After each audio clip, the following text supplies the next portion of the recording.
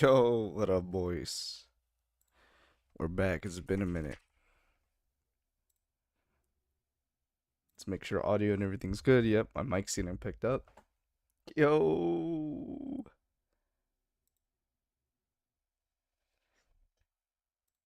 Okay, there we go. We got chat up. We got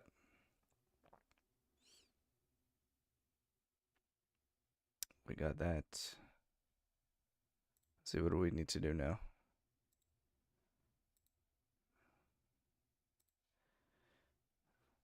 What we need to do now is we need to get Twitch ready.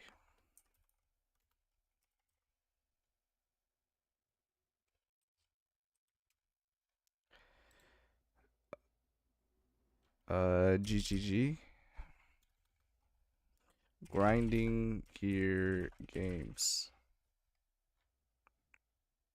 Are they gonna do their live stream on YouTube?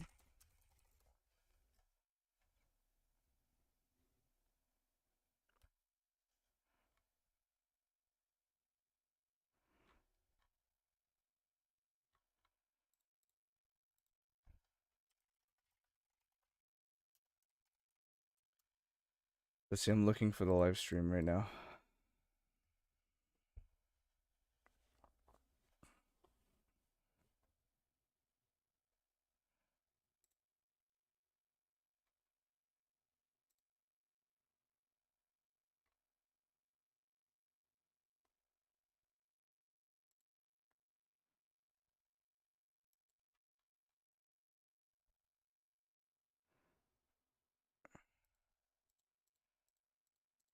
So I'm gonna get a back attachment with Twitch drops.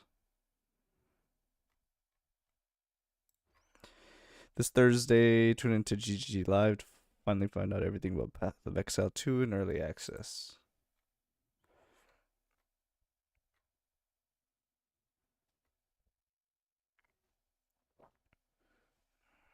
Okay, let's go.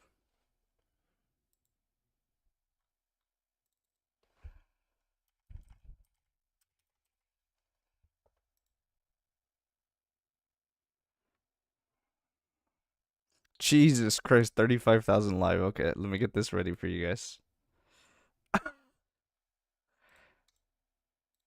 Let's get our Twitch drops.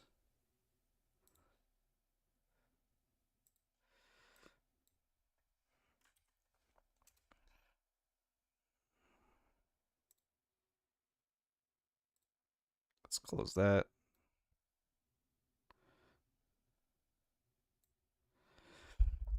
Stream starts in 25 minutes. Okay, let's get this open.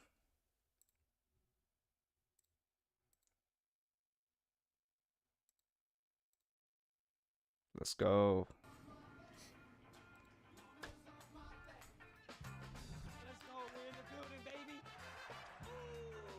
Fair grace for president.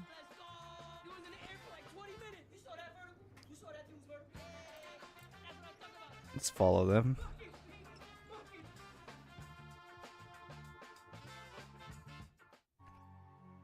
Vessel of Hatred. Okay, GGG live Twitch drops, full information.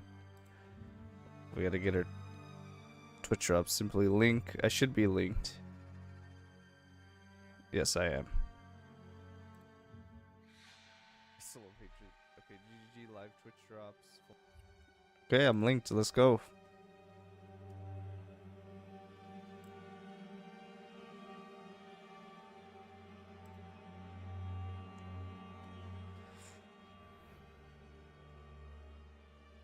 Okay, well, we have that in the background.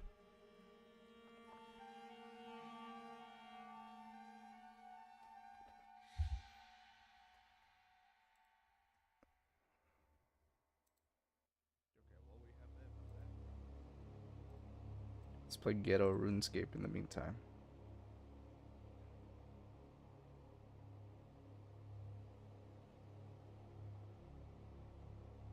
Or is it Brighter Shores? There we go.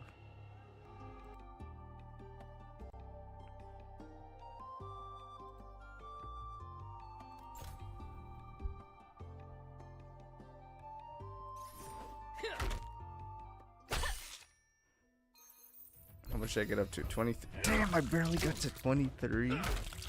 14 hours of fighting these mobs, and that's what I got to.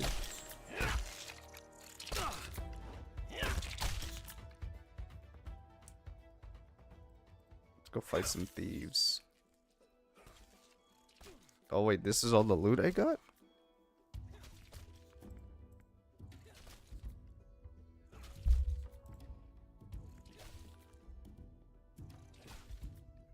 No, this one's better.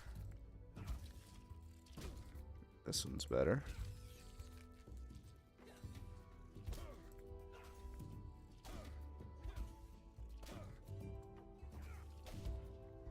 Let's go fight some thieves.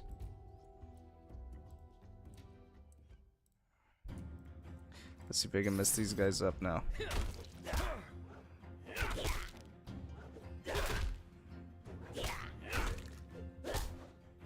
Oh, I could do it.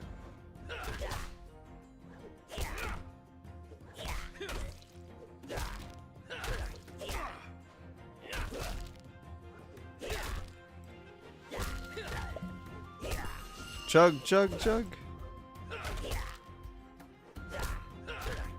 Come on! Don't die! Oh, yes! 1 HP! 1 HP!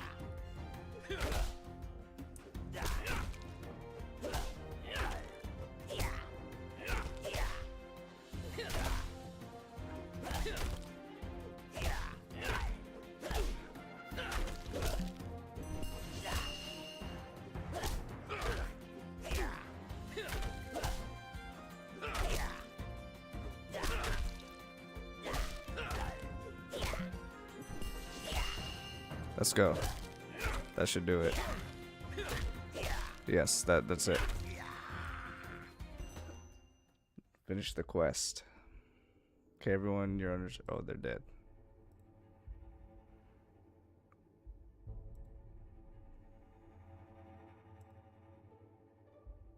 Should I get to take some?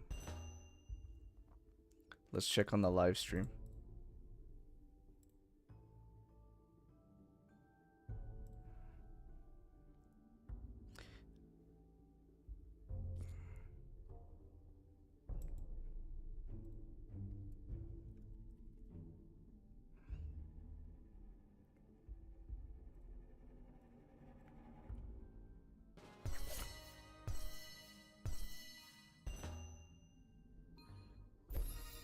Nice, got a whole level for a guard.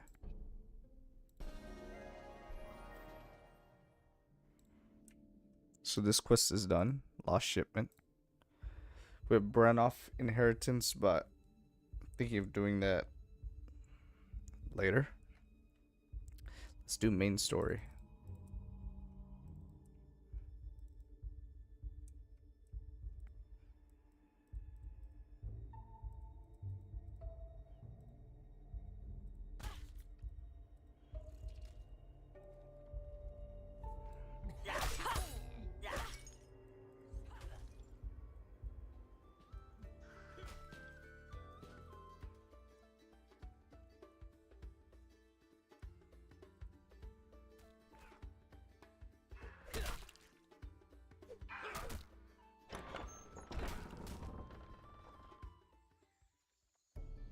"19 minutes.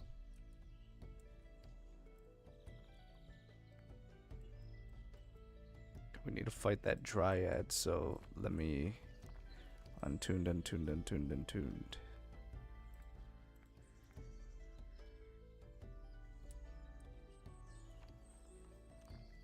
Okay, let me take all the untuned stuff to the obelisk.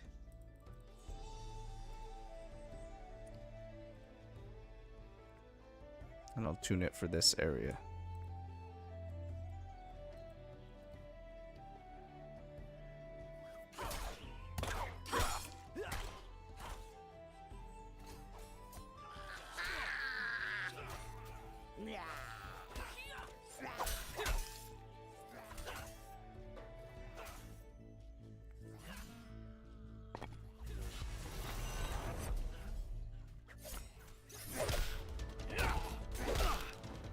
We gotta beat up this little shrimp.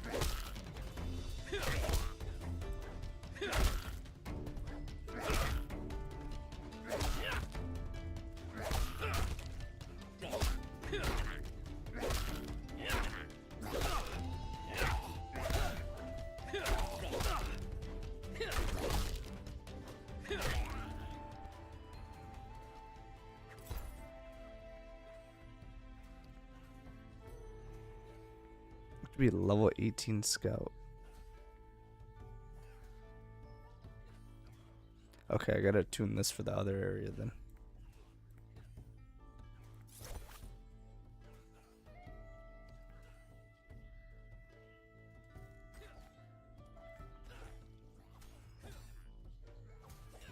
This is 18 guard also. Okay, so let's open our quartermaster here.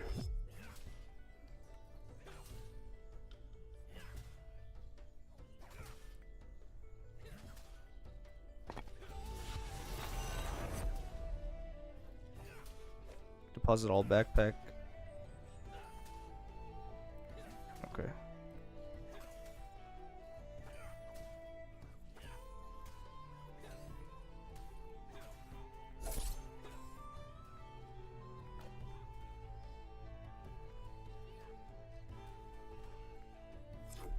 There we go.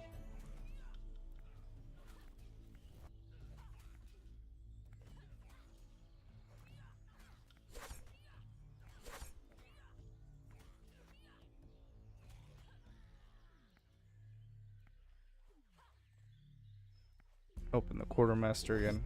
So it's pretty cool that you can change your equipment on the fly like that. I don't have enough room. Deposit all backpack. Okay, we'll just hold that stuff then, I guess. What is our scout level?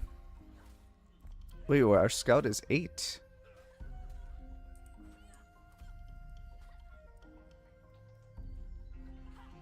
Okay, let's go find vipers then. Level 4 bears. Level 10 spriggans. I don't know where the vipers are. Maybe they're here. Let's go search this area.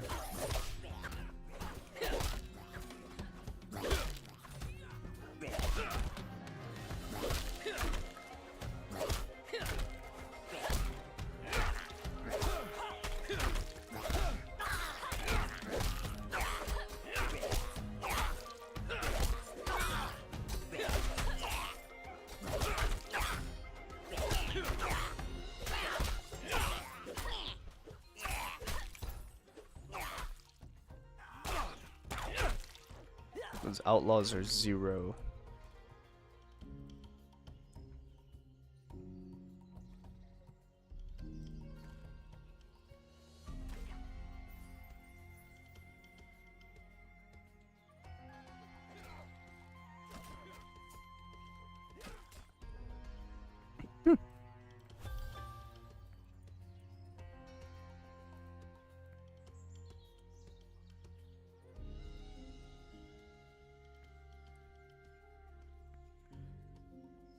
Okay, there's a lot of different directions to go here, so I'll actually wait. Let's just go kill bears, I guess. What's the highest level stuff I can fight? Let's just go kill bears.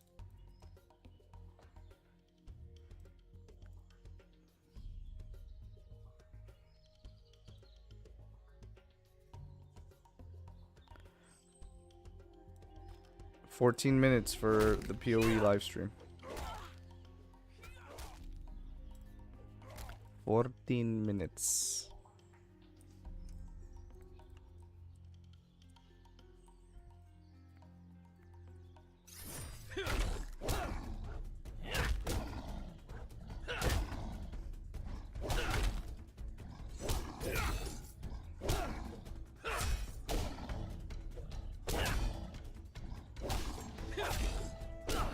It says vulnerable to cryone, but like, I'm not really getting.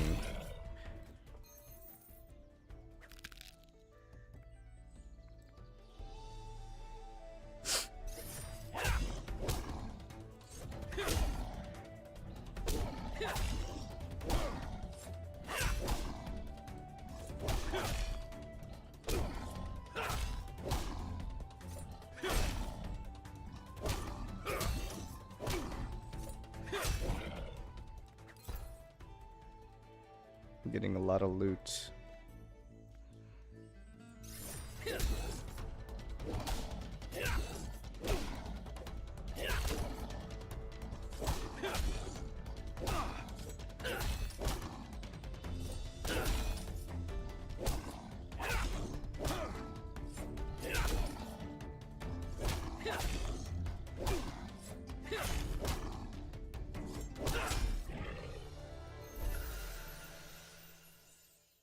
can convert this XP.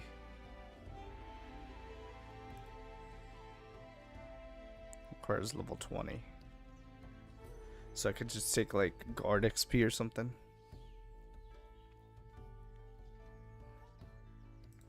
I could take money.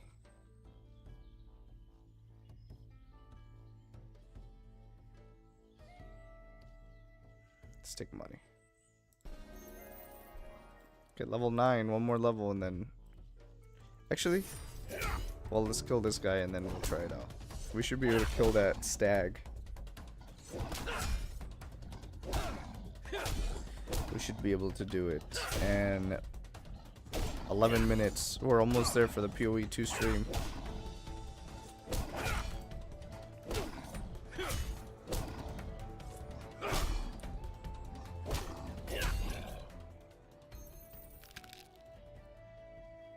Okay, let's try beating up the stag now. I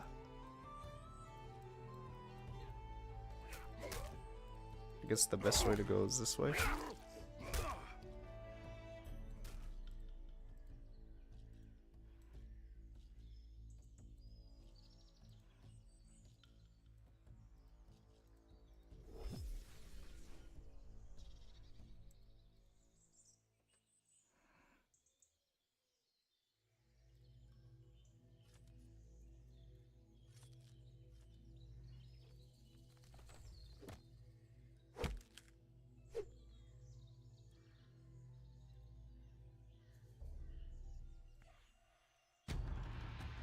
Okay, immune to fire. I don't have anything fire, so.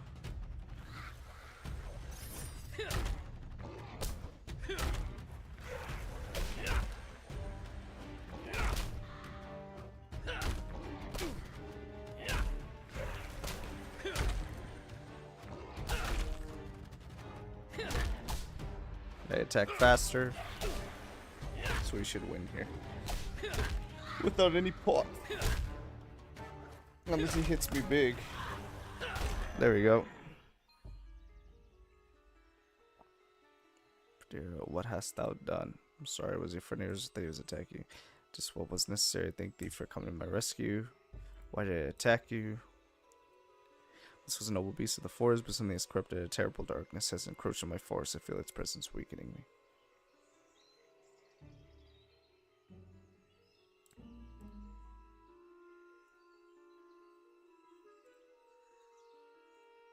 The corruption is strong. Thou face it without protection. Fear would consume thee. Must head to the pooling, which can grant thee power. What's the pooling? There are a number of elemental magics in this world. The magic appear in small, undetectable amounts all around us. But the magnetic rocks of the pooling attract high concentration of certain magics. Okay, I'm ready to go.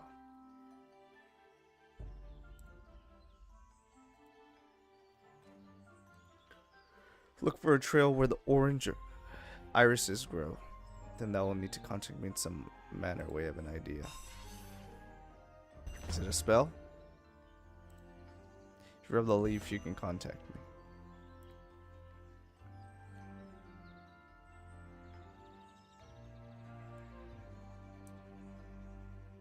Let's look for orange irises.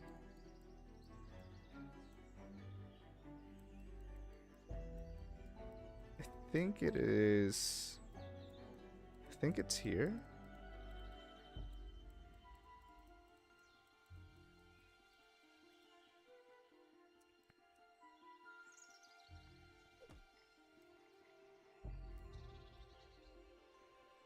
It's almost time, 8 minutes. It's almost time. Okay, I'm gonna play this in the background while I have the stream up.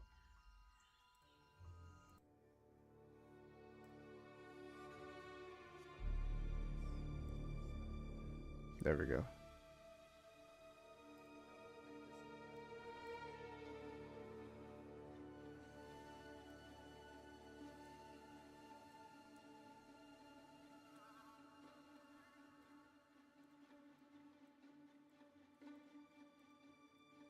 Is it here or is it this way?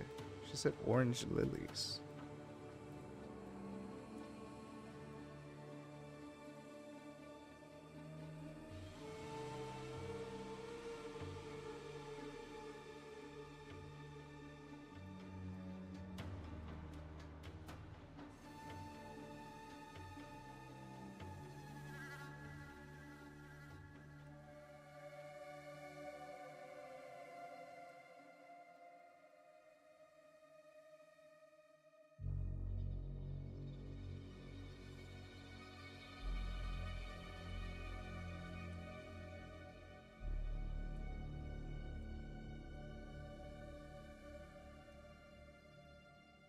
So I can't even go that way. She said due north of the Dryad Glade. So I'm assuming here, actually. Let's find out.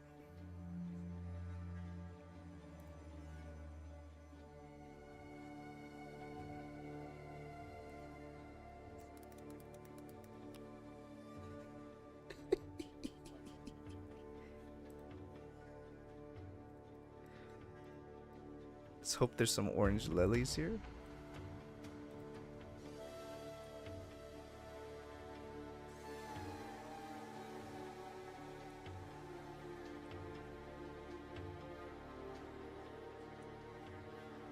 No, orange iris. Yeah. Okay, this is the one.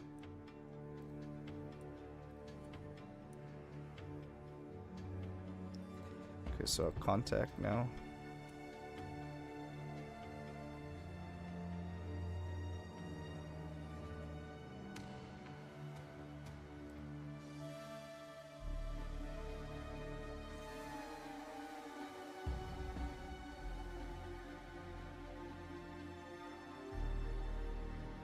Take they said beyond behold the majesty of the pooling, okay?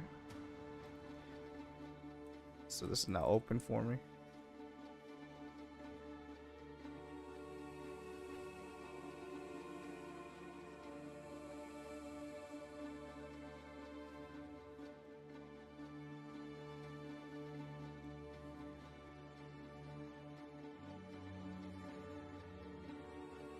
What if I put this on this side? There we go.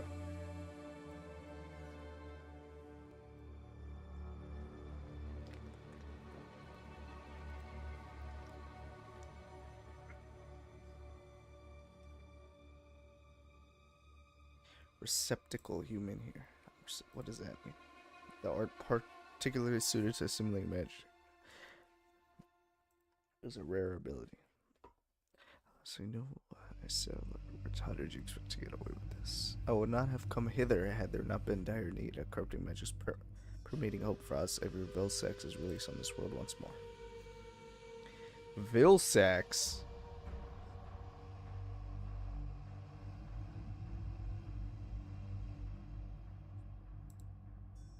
I think that Tempest Day is too far unpredictable. They should be infused with the magic Cryonite and become a Cryonite.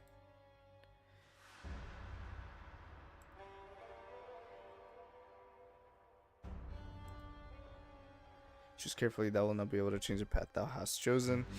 Thou will be filled with magic and thus no longer be a receptacle. Ooh, so I get to choose a class, basically. So I could choose Tempest Day, Cryonate, or Aberray, which is just lightning. If a human becomes infused with Tempest Day, they can become a hammer mage. You will use weapons and armor made from stone, especially hammers, lots of hammers, hence the name. Many of your weapons will be infused with Tempest Day magic, the magic of lightning.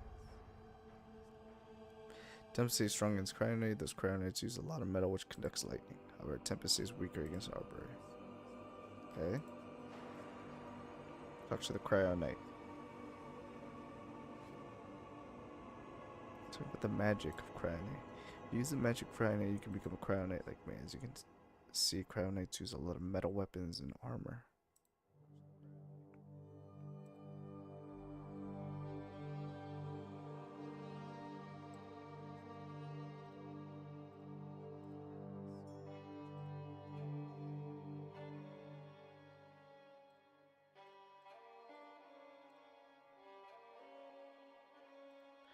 Guardian, you will use weapons from bone, and many of thine weapons will deal Arboray damage. Arboray is the magic of nature, calling on plants to come to your aid. Plants don't like the cold. Yeah, I think I go Cryonite.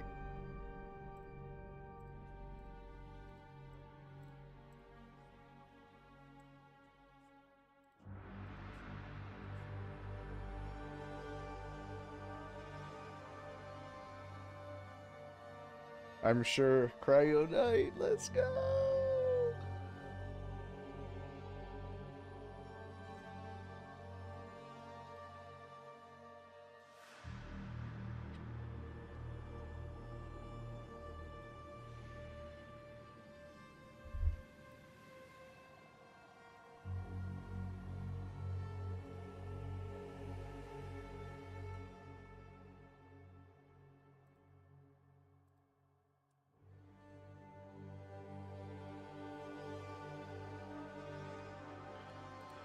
I have now chosen my magic. The Dryad and I are looking for the source of the corruption somewhere in the northeast of Hope Forest.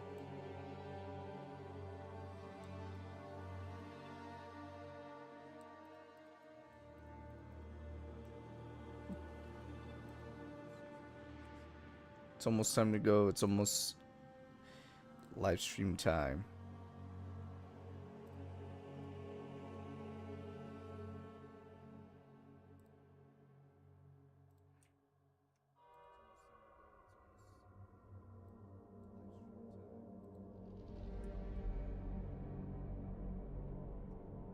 Yeah, let me close this game, log out.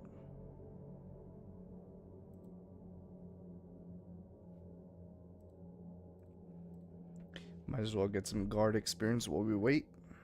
Damn, there's 100k people trying to tune in for this stream. Crazy.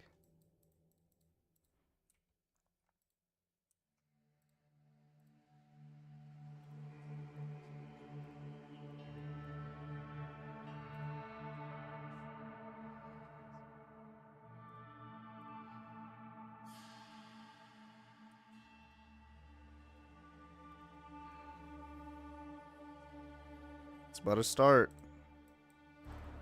Sir, just what are we facing here? A relic of the old world. Let's Ready go, your men, boys. Captain. We will only get one chance. And remember, when you hear the whispers, call for help. Do not attack.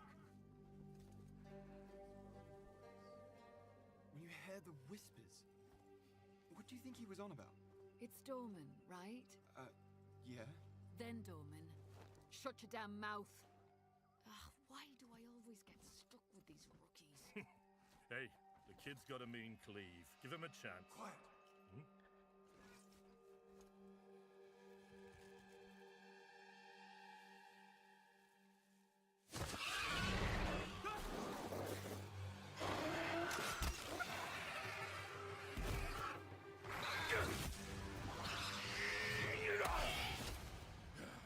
Sullen!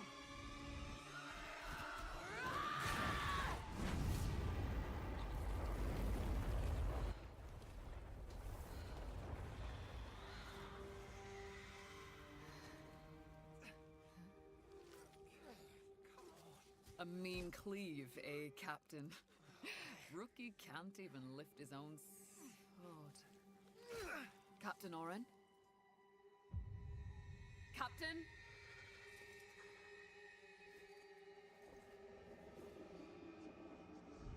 It's here. Rain! Send the signal!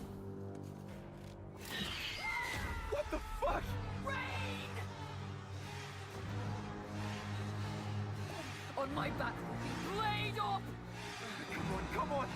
I'm ready. I'm ready.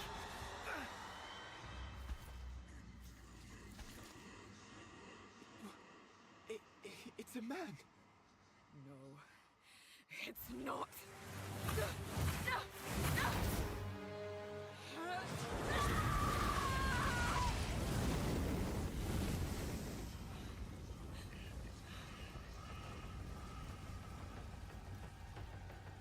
Run. Uh-oh. Hi, Esmeralda.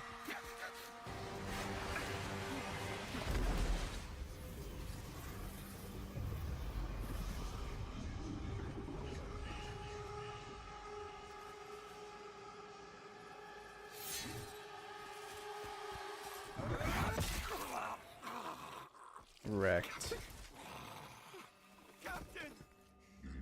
Captain!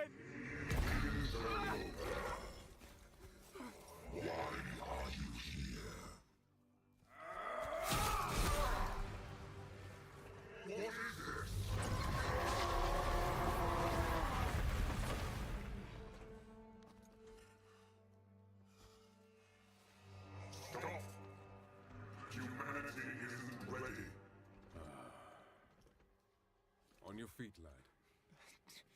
Sir, the captain, You'll be fine. Here.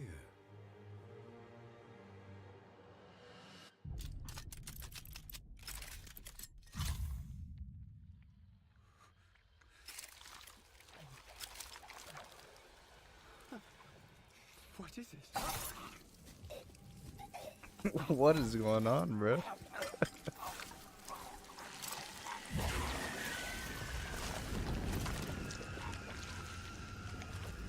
Get the body. Stop. Mortal. It can still be contained.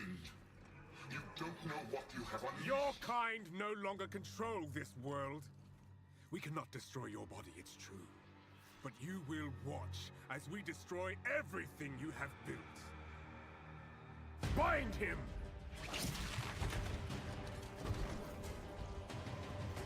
Feed. Grow, my child. I'll make sure you can eat your fill.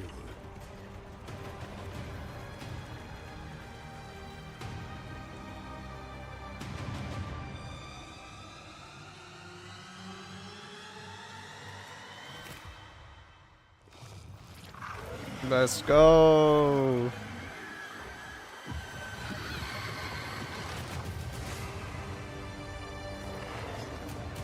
They look really cool.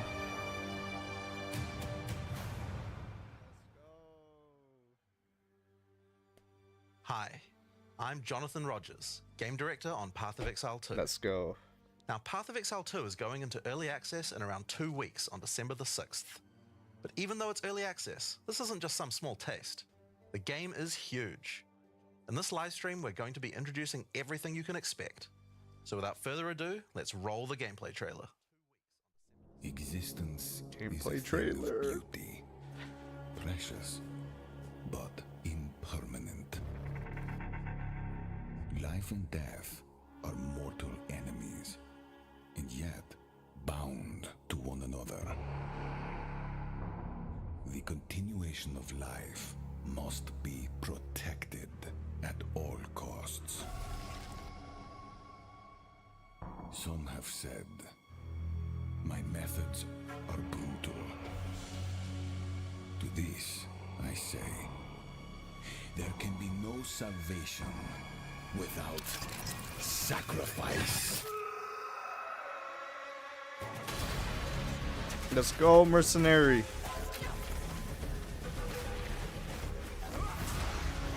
Mercenary and monk. That's what we're gonna play day one for sure.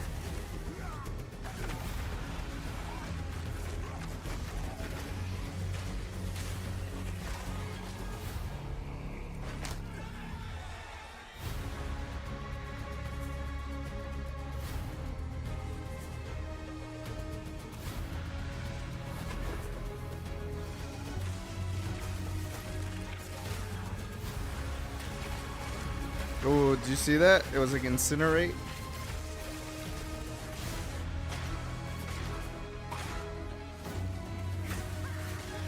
I love mage skills like that, where you just hold We are fire, faced with a fire the beam. end, and I will do what I must. What is that? Was it the Atlas?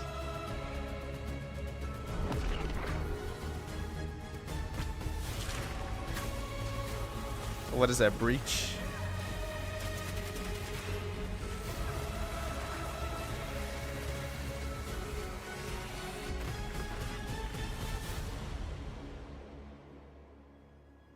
Those who obsess with death,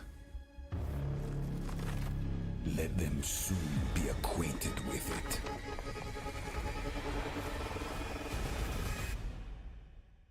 Now, as you just saw, even in early access, Path of Exile 2 is a big game. It's actually been 5 years since we announced POE2, and over that time we've revealed a lot, but it's been in bits and pieces.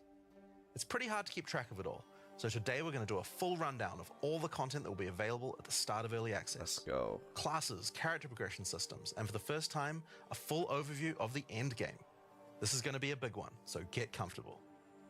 For 20 years, Rayclast has been free from any sources of corruption, but the Count of Ogham, tempted by promises of power, intends to harness it once more. The dead are rising, monsters are mutating, and madness is spreading. Under the dark influence of corruption, the Count doles out sentences of death to any who would question him.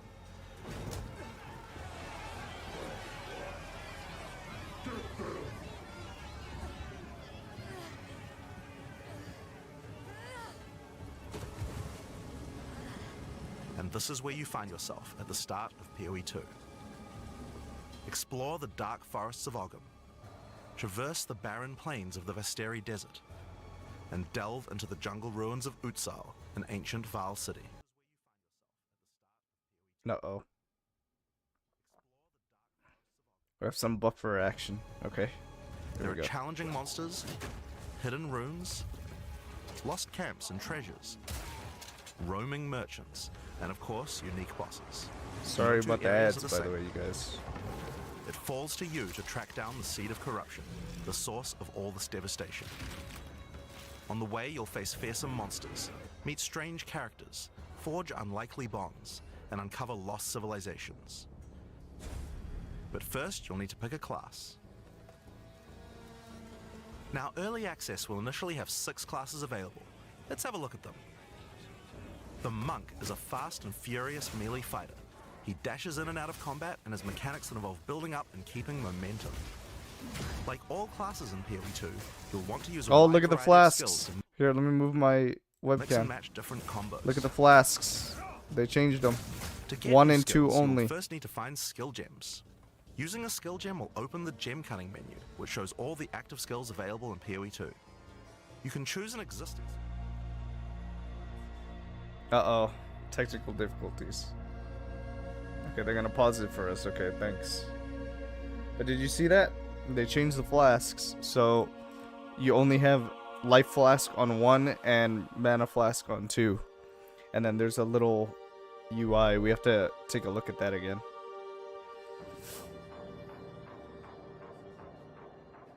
That was dope.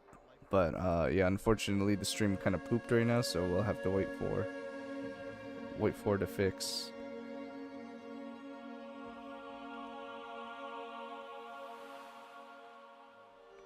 Damn.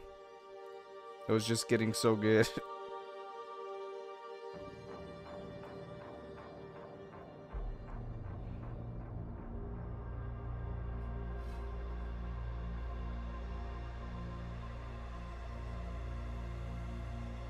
Okay, hopefully it comes back soon.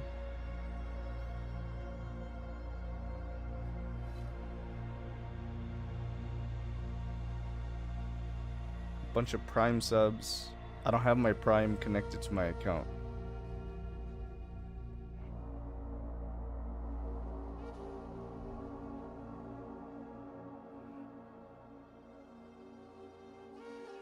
So hopefully it comes back soon.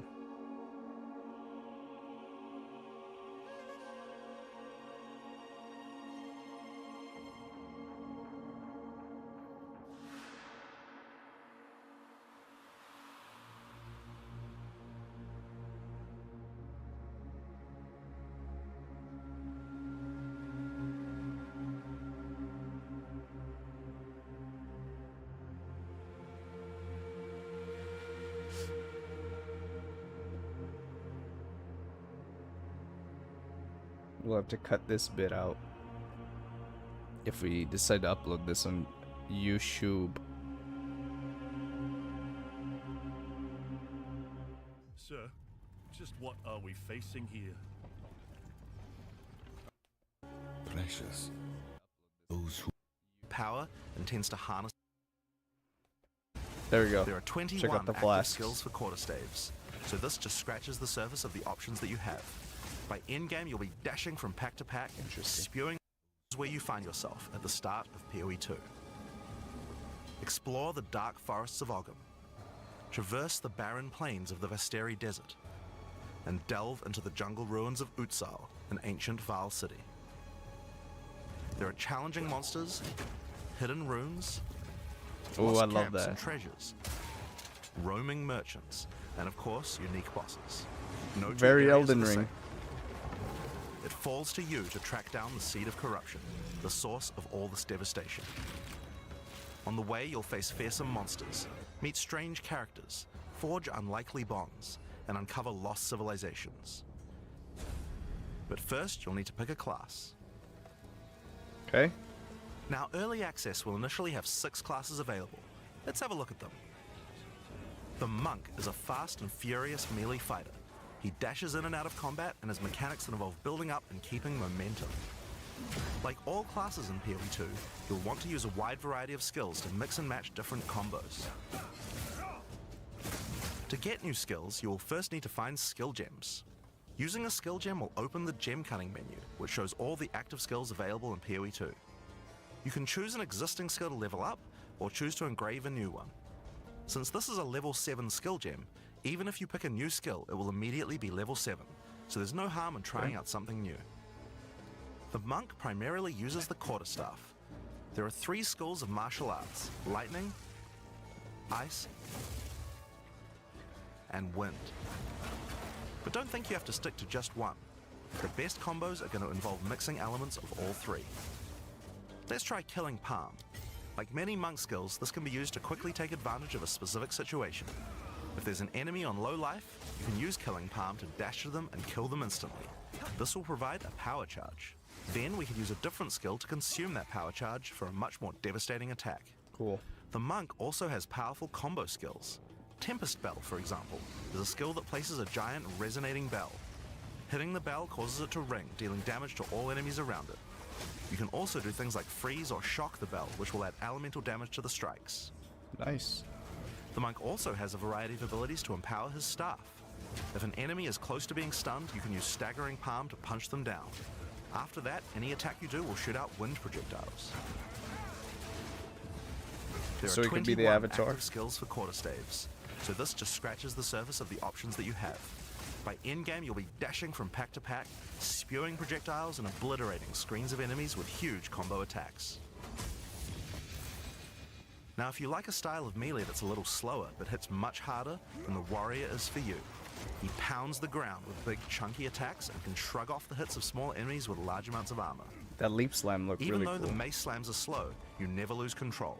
Longer attacks can be retargeted as you go, and if you find yourself committed to a long attack, you can dodge roll out of it at any time. Among the skill option for maces, you will find a variety of slams, fire attacks, war cries, and shield skills. Here, I'm going to slam the ground, rending it apart with lines of fire. Any slam skill will then cause these fissures to erupt with lava. I can even run through them with a skill like Stampede to do huge amounts of damage.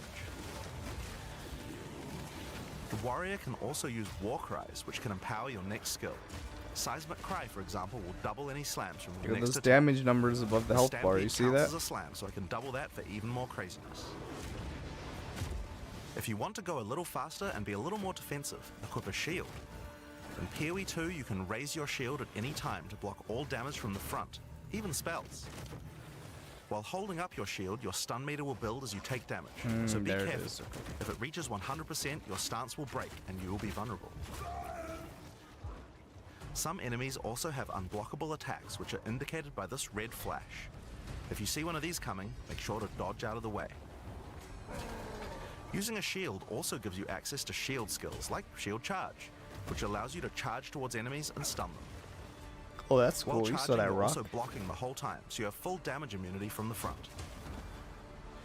The warrior also has access to totems. Some totems have built-in abilities, like Shockwave Totem, which can be placed to stun nearby enemies and trigger aftershocks like those from the earthquake. But you can also get Ancestral Warrior Totems, which allow you to use any slam skill in your repertoire. This is a meta skill, which means that it's a skill you can put other skills into. I can take a slam like Sunder and socket it into my Ancestral Warrior Totem. Now when I summon him, he'll sit there and slam the monsters from a distance. That's dope. There are 20 active skills for maces, That's so really there's cool. a lot more to try out. But by endgame, you're going to be dropping hammers from the sky, leaping fearlessly into combat, and separating the very earth you stand on. Time for some ranged attacks. The ranger is primarily about the bow, but we wanted to make sure that she feels agile as well. In POE2, you can shoot while moving. Combined with all the skills the ranger has that allow you to jump around, you will have a lot of mobility in combat. Bow skills have a variety of lightning, poison, ice, and physical attacks. Lightning attacks bounce around between targets. You can also stick lightning arrows in the ground which explode when hit by the bouncers, or electrocute enemies to take them out of combat. Cool area, cool looking boss. Oh, Ice the attacks allow you to electrocute slow and animation is freeze enemies awesome. to keep them away from you. Using poison, not only can you slowly damage your enemies from afar, but also grow some interesting plants. With 21 bow skills and all the mobility and combo tools the ranger has, you can take advantage of every situation. By endgame, you'll be creating hundreds of arrows, be they falling from the sky, bouncing around between enemies, or spraying out of tornadoes. Okay, Ranger looks pretty You cool. might have noticed in the bottom left of the screen that the flask slots look a little different. Yeah, they do. In POE2, you have one dedicated life flask slot and one mana flask slot.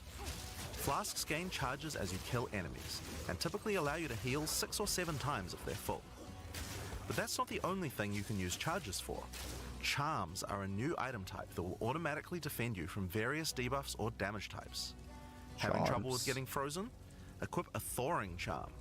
When it's fully charged, it will make you immune to freeze for 3 seconds if you get frozen. To recharge them, just So it's kill more automated. monsters. You can gain more slots for charms by upgrading your belt. The mercenary wields a crossbow that can be loaded with different ammo types, offering versatility, power, and mobility. Oh, yes, I All classes love in Path of this. Exile 2 can be controlled with WASD, Oh, yes. which makes this class play exactly like a shooter. For the crossbow, you will find skills that work like shotguns, sniper rifles, assault rifles, and even grenade launchers. But not only that, there are a wide variety of more interesting elemental ammos too. It's very fast to switch between ammo types, so long as you already have them loaded, which makes the mercenary able to combo abilities together for devastating effect. Use Glacial Bolt to create walls of ice to separate enemies, then switch to fragmentation rounds to explode the ice, dealing massive AoE damage. Oh, that's great. If I come across an armored enemy, I could use armor-piercing rounds to break their armor, and then high-velocity rounds to take them down. Or perhaps I could fire a gas grenade to poison enemies before detonating the cloud with an explosive shot for massive damage. Oh, that's really cool.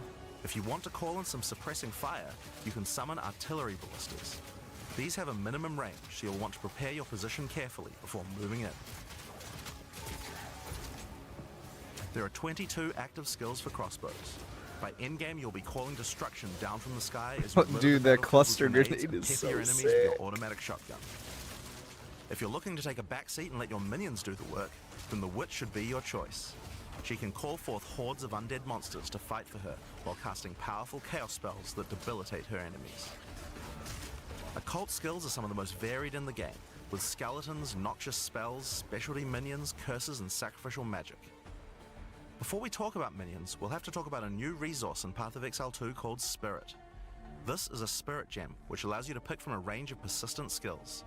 All classes have a variety of these skills which can add some very interesting effects, like Arctic Armor, which does cold damage to enemies that hit Okay, you, so there or are Raging class-based Spirits, which skills. summon fiery skulls each time Oh, you yeah, I'll cast a play fire Raging spell. Spirits. That's fun. For the Witch, though, I'll play that. we'll want to be using our Spirit to create permanent minions. These minions will be revived automatically when they die, so you don't have to worry about resummoning them all the time. Amazing. Here, I'm using the skill screen to allocate which minions I would like in my horde. You can see the spirit cost of each one. Skeletal warriors are cheap, but weak, useful for tanking damage and distracting enemies. But I want more heavy hitters in my army, so I'm going to unsummon some warriors and instead add skeletal arsonists. Permanent minions come with special active abilities called command skills. You can order these guys to detonate your own minions for even more damage and area of effect. If you want a bigger army, you'll need a scepter. This new weapon type is imbued with even more spirit, allowing you to summon even more friends. And if you want an even Also bigger army implicitly than a that, grand you can spirit. take advantage of corpses to summon true hordes of minions. But what can a witch do while her army is at work? Well, she has a range of chaos spells to spread disease amongst your enemies, or bone skills to impale them. Or, you know, you could curse them to make them weaker so your horde can take them down. There are 25 active occult skills. By the endgame, you'll be the leader of a fearsome army of the dead, consuming everything in its path.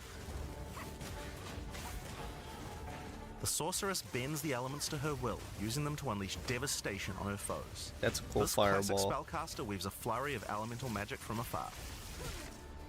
The elemental skills have everything you might expect and more. Fireballs, icy explosions, lightning storms, you get the idea.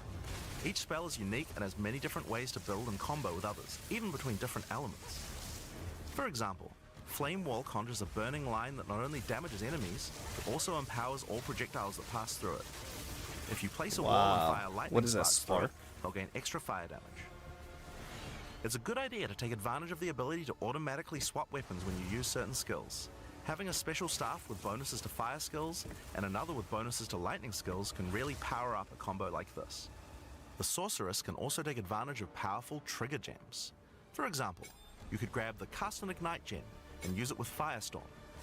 As you ignite enemies, a counter will go up in the top left corner. When it's full, a Firestorm will automatically be cast at the enemy that was ignited. There are 25 active elemental skills. By endgame, you'll be firing off projectiles left and right as you rain down elemental storms. Oh, that actually looks sick. Sorcerers actually look so sick. Those are the characters that will be available at the start of early access, but we will be adding 6 more character classes with just as many skills and options as these. There's a lot more to come. Let's go. There's one more important thing to mention about skills. Even though we talk about them as belong to each class, in reality there are no restrictions. You can use all these skills on any class so long as you have the attributes. For example, a Poison Ranger might want to try out using Occult Curses to increase her poison damage, or a Monk might want to trigger Elemental Ice Walls to use with his Glacial Cascade combo. The possibilities for cross-class combos are practically unlimited. We're looking forward to what kind of things you guys might find. Now, Path of Exile is a game known for build customization, and we haven't even scratched the surface of what is possible yet. So let's talk about support gems. Path of Exile 2 has a system of support gems that can be combined with your active skills to dramatically change the way they work. If you find a support gem, then right-clicking it will open up this screen. Here you will find a variety of recommended support gems for each of your skills that you can pick between. Beautiful. For example, this is a multiple projectiles support gem and can be used to add multiple projectiles to any skill. Normally when you fire a grenade, it'll look like this. But if we add multiple projectiles, then you get 3 of them. Nice. Once you have the gem, you can also freely move it between any of the skills on your character. If you want to have a multi-shot sniper rifle instead, then simply move the gem over to your high velocity round skill. Generally speaking, if it sounds like a support gem should work with a skill, then it will work. So it's a good idea to experiment. Note that you can only have one of each support gem on your character, so you'll want to think carefully about which supports can be used best with each skill for maximum damage. Some Now, people are if you want saying to stick L to on the that in the chat. recommendations, you should have a perfectly good time.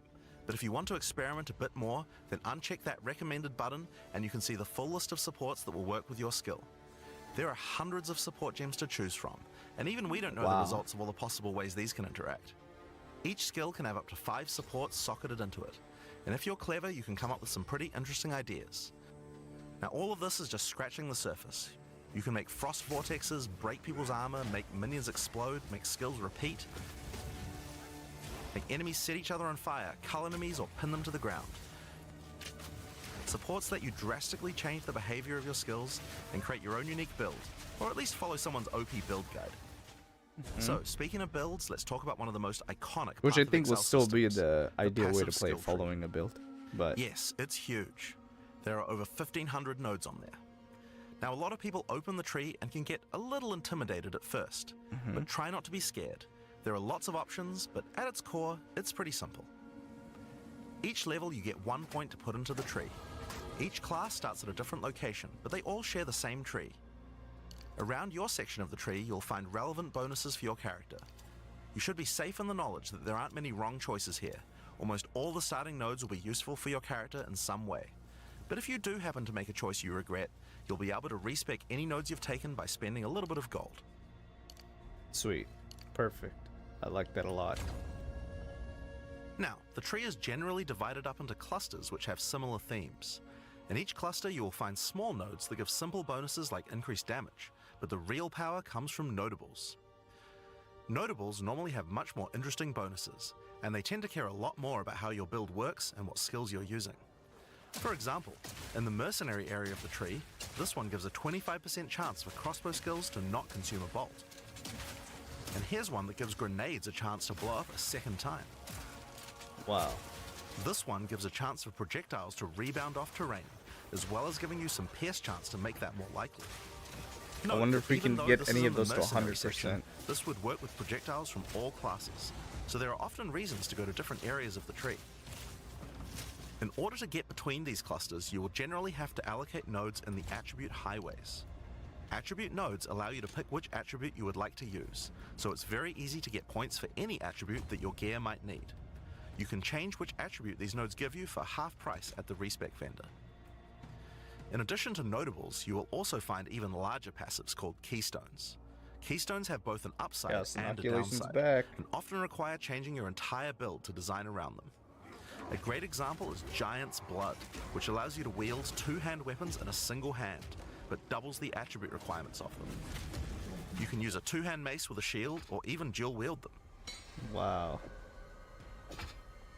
That's so sick. Or how about Mind Over Matter, which makes all damage go to your mana pool first before your life pool, but you lose 50% of your mana regen. Skills like these can be tough to build around, but if you're up for the challenge, they can be very rewarding. Is blood magic back? As we showed you earlier on the Sorceress, Haven't showed you it. can swap between weapon sets on the fly as you use certain skills.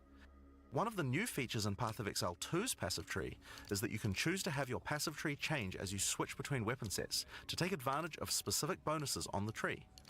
For the Sorceress, you might want to change between fire and lightning specialization.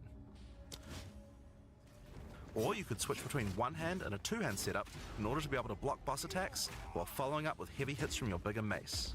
That's Or interesting, perhaps you yeah. can have a full curse setup on your witch to debuff enemies before switching to a chaos degen build for maximum damage. If you want to stick with just one weapon set, you can just use these specialization points as bonus points to invest however you like, but creative players will find plenty of opportunities with this system. You can get weapon specialization points throughout the campaign from optional bosses and quests. For example, if I manage to defeat the Crowbell, I'll get a weapon specialization book. There are lots of other permanent boosts available from the campaign too. On the map you can see icons that indicate the many optional encounters you can find. Some of them have permanent character boosts, and others have powerful items. If you're having trouble getting past a boss, it might be a good idea to explore and see what you can find. For example, if you defeat Blackjaw the Remnant, you'll gain a permanent increase to fire resistance. One of the most important finds are spirit bonuses. You can find the first one here in the canopy in Act 1. Defeat the boss in this area to acquire a permanent addition of spirit. The permanent buffs you gain from spirit are very powerful, and every class will find a use for them, so make sure you hunt down these upgrades. There's Ritual one in on each top of the act. boss. Now we haven't even talked about the most important element of character progression, items. That's why we're all here, right? Items in Path of Exile can be broken down into 4 rarity groups: normal, magic, rare, and unique. One of the things you're going to want to do as you play through the campaign is upgrade the items you find, and you can do that with currency items.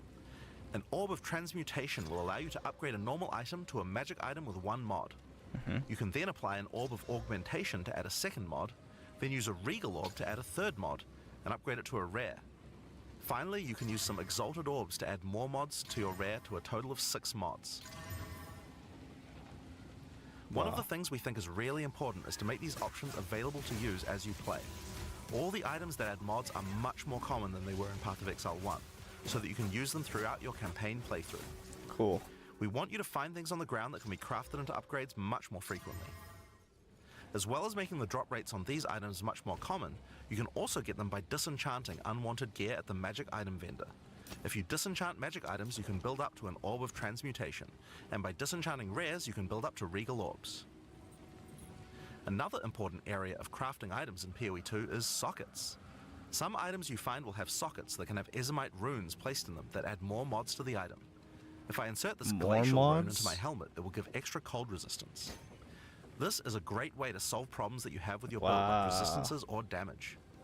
If you find socketed items that you don't have a use for, you can take them to the salvage bench in town to work towards an Artificer's Orb. This will allow you to add sockets to your existing items. Body armors and 2-hand weapons can have up to 2 sockets, while the rest of your armor and 1-hand weapons can only have 1 socket. You can also salvage items with quality to create items like armor scraps or whetstones.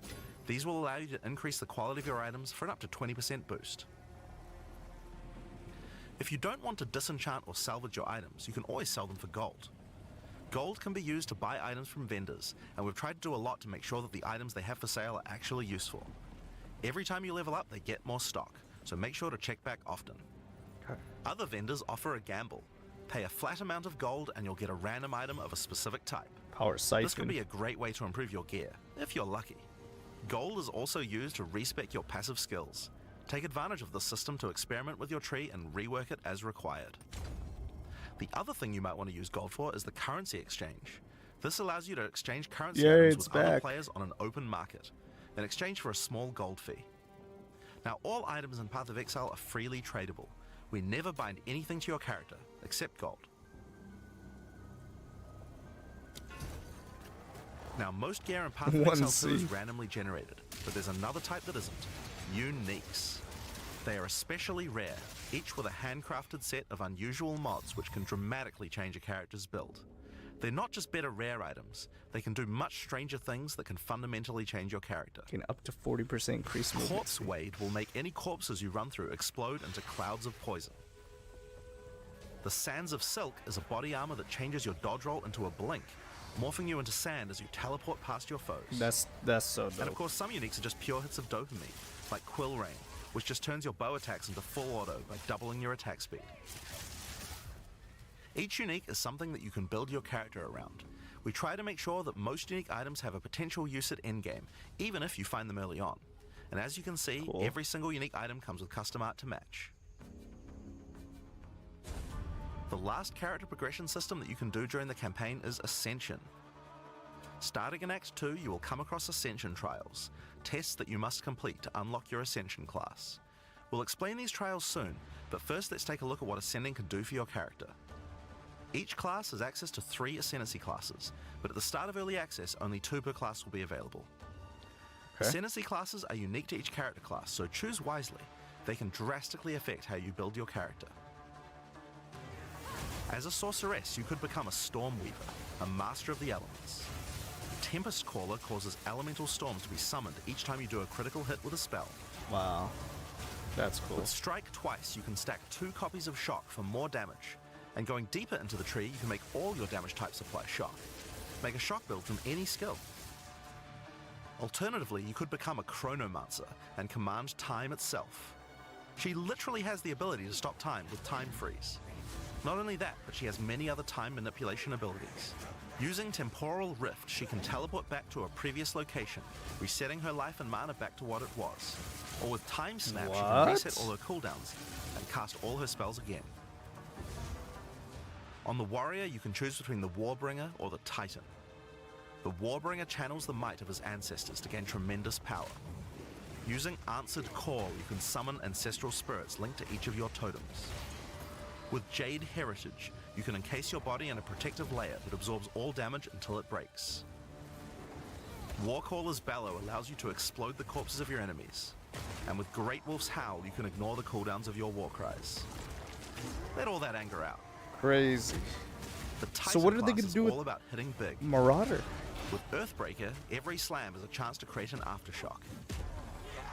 With Crushing Impacts, every hit becomes a crushing blow, which will allow you to stun your enemies with ease. With Surprising Strength, you can take advantage of stunned enemies to deal 40% more damage. 40% As a more ranger, you might damage. choose to be a Deadeye, an expert markswoman who can take down foes with style. With Endless Munitions, every attack gains an extra projectile. Oh my god. With Gathering Winds, she gains a small increase to movement speed with every attack. But be careful, she loses them when getting hit. With Eagle Eyes, she will never miss, allowing you to stop wasting all those passive points on accuracy. Alternatively, you could become a Pathfinder, the master of flasks and poison. She can choose from one of several throwable concoctions, allowing her to spend her flask charges to throw explosive bottles that deal various types of damage. Poison Conk is A back. bleeding concoction will make your enemies bleed, while a fulminating one can shock your enemies, Ooh, allowing you to bleeding do extra concoction. damage. That sounds fun. Contagious Contamination allows her to spread poisons between her foes, while Overwhelming Toxicity doubles the number of stacks they can be infected by. Running Assault allows her to move much more quickly while firing, while Relentless Pursuit makes her totally immune to being slowed by enemies.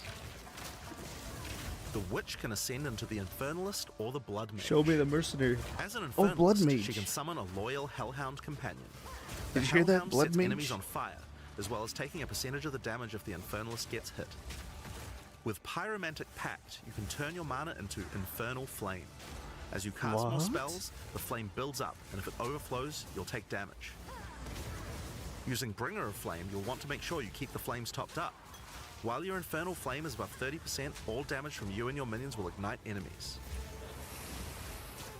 She can also transform into a literal demon. What? While in demon form, she takes an increasing amount of damage. but her cast speed and damage increase rapidly as well. So if you're planning on transforming into a demon, make sure you stack a lot of life recovery. Now that's sick. She can also become a blood mage, a master of life and energy. Here we go. All blood mages must pay the price of making skills cost life as well as mana, but in exchange, every monster they kill will drop life remnants, which allow them to quickly gain back that life.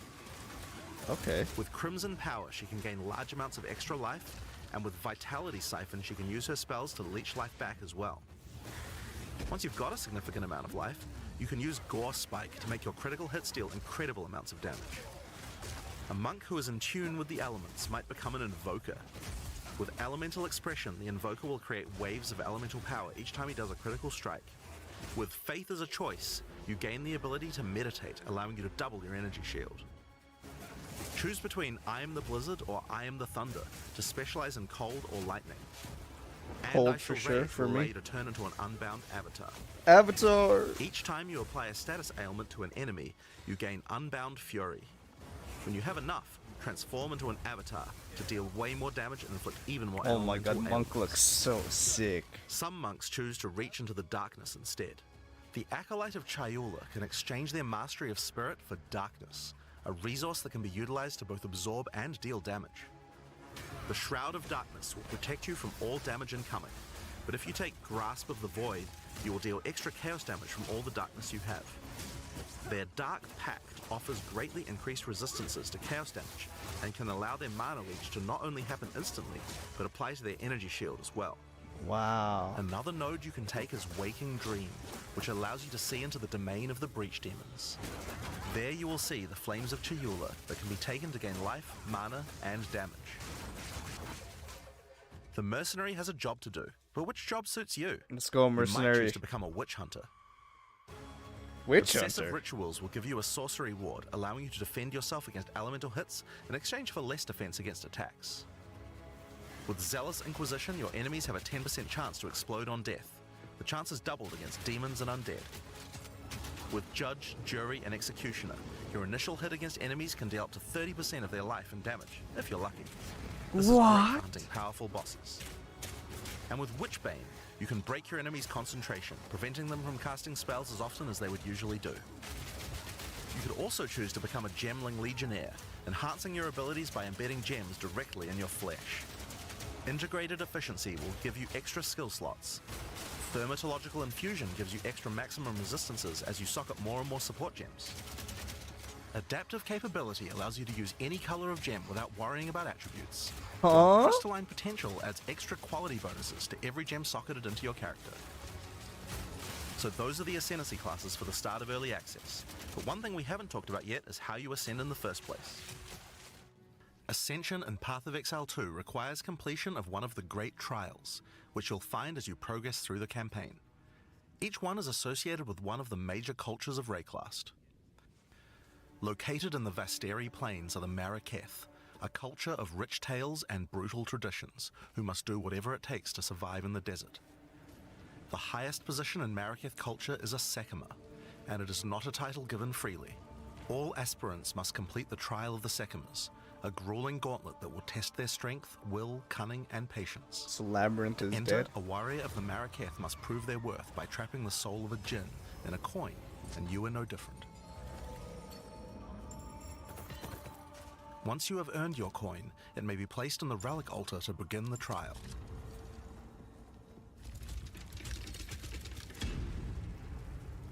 Test of In the strength. Trial of the Sekimas, each room has its own challenges to overcome. In this room, each rare monster you kill will send its blood to the chalice in the center of the room. Once the chalice is filled, you will be able to proceed. While fighting monsters in the trial, you will need to be very careful. Each hit will not only hurt you, but will damage your honor. The monsters are well telegraphed, so that you can avoid their attacks, but if you run out of honor, you will fail the trial and need to find another coin in order to try again. Wow. It is a good idea to make sure that you are well prepared before challenging the Trial of the Sekimas. Not necessarily too After fond each of room, that you will be design. rewarded. In this case, you have been given a key that can be used to unlock chests later in the trial.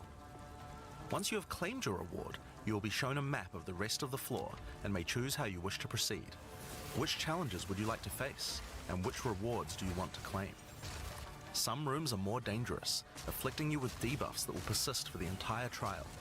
For example, entering this room will afflict you with spiked shell that will cause all monsters in the rest of the trial to have 50% increased life. You will want to take care if you choose such a path. There are many different challenges and rewards as you journey through the trial. Deadly traps, waves of monsters, and strange artifacts will test your honor. This will probably As be you progress, fun you'll be able to gain boons for from like the the gym, first couple which will times help you do on it. your journey. For But when you make a example, the bunch of Sekima's characters, cloak you'll will probably get revive tired you of that. once if you die, giving you a second shot at a run. One of the rewards you may find is sacred water, an extremely valuable and treasured resource to the Jinn and the Maraketh. Trading it with the Jinn will allow you to receive many benefits. You can recover honor, gain additional boons, or remove afflictions. At the end of the floor, you'll find a powerful boss which will truly test your limitations. In order to ascend, you will need to defeat him. Okay, so ascending is harder.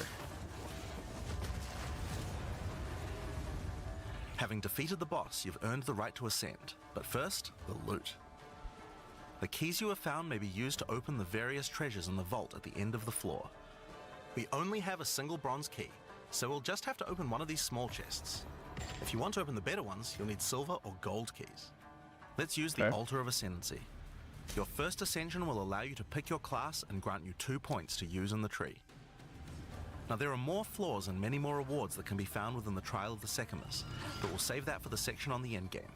For now, let's talk about the second Ascendancy trial, the Trial of Chaos. In Path of Exile 2, you can choose whichever trial you like to earn your ascension. Each culture on Rayclast had their own methods to ascend. If the Trial of the Sekimas is not your kind of playstyle, or you're finding it too difficult, you could try another. You can gain all your ascension points from just one, or mix and match them. It's up to you.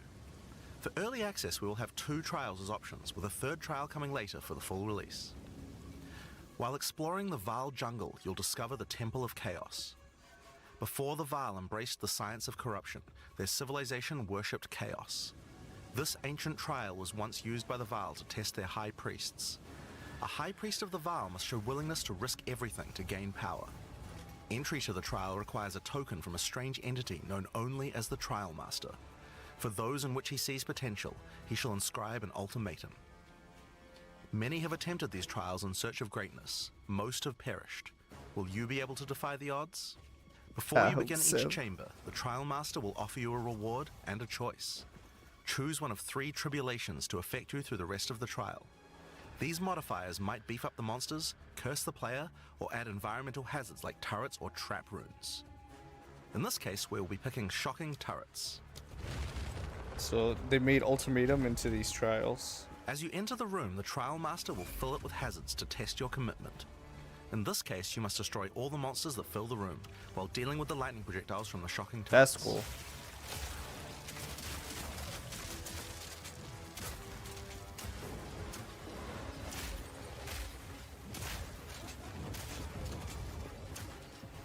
So the gameplay does seem a little bit slower, but you get to a point where the trash mobs seem like trash mobs, right? They don't seem very difficult anymore. Like they're not really hitting him. After each They room, die you will pretty need to make a quick. choice. Take the rewards you have earned so far, or go double or nothing. Increase your rewards, but take on more risk. Each tribulation you add is minor on its own, but they quickly stack on top of each other and can become overwhelming. Implicit adds chaos damage. You saw that? There are many types of chambers in the trial. Each will test your resolve in different ways. This one simply requires you survive for a certain amount of time. A 1 Another minute requires you to horde. escort the stone idol through the level as elevators full of monsters descend to attack you. Should you be able to get through the first 3 chambers, you will face your first boss. The order of the bosses is random, and combined with the tribulations you have selected, the fight will never feel the same. Oh, mercenaries just chunking this boss After like it's defeating the nothing. boss, you may claim your rewards. Of course, there are the items, but you also gain the right to ascend. If you already did the Trial of the Sekimas, then you can claim 2 more points to add to your Ascendancy class. Now, it's possible to go much deeper. There are more bosses, rewards, and risks to take, but we'll talk more about that when we get to endgame. I see. This is the second So how trial. about we talk about that now? The ultimatum thing is the second So far, trial, we've only been showing you footage from and the the first trial campaign, was that coin but some thing. people would argue that the end game The is where the Sanctum game one. truly begins. Something that happens almost every time a new action RPG launches is people saying, there isn't enough in-game content. Well, we want to make sure that in PoE2, people don't feel that way. Let's And go. we actually only changed our development priority for this recently. The first 3 acts of PoE2 already take around 25 hours to complete if you're a new player. This is already a pretty significant campaign. On the other hand, people spend hundreds of hours in endgame each league. We realized that finishing the rest of the campaign for early access was actually a bad idea. Instead of having acts 4 to 6 in early access, we could concentrate on endgame and make that great. For new players, a 25-hour campaign is already a huge game with lots of content. But for existing action RPG players, what you mostly care about is all the endgame challenges to overcome. So several months ago, we switched the entire development team's focus over to making endgame content. At the start of early access, there will be 50 bosses and around 400 monster types. But the great thing is that the rest of the game is like 80% there. We'll be adding content to roughly double the size of the game during early access and into release. Wow.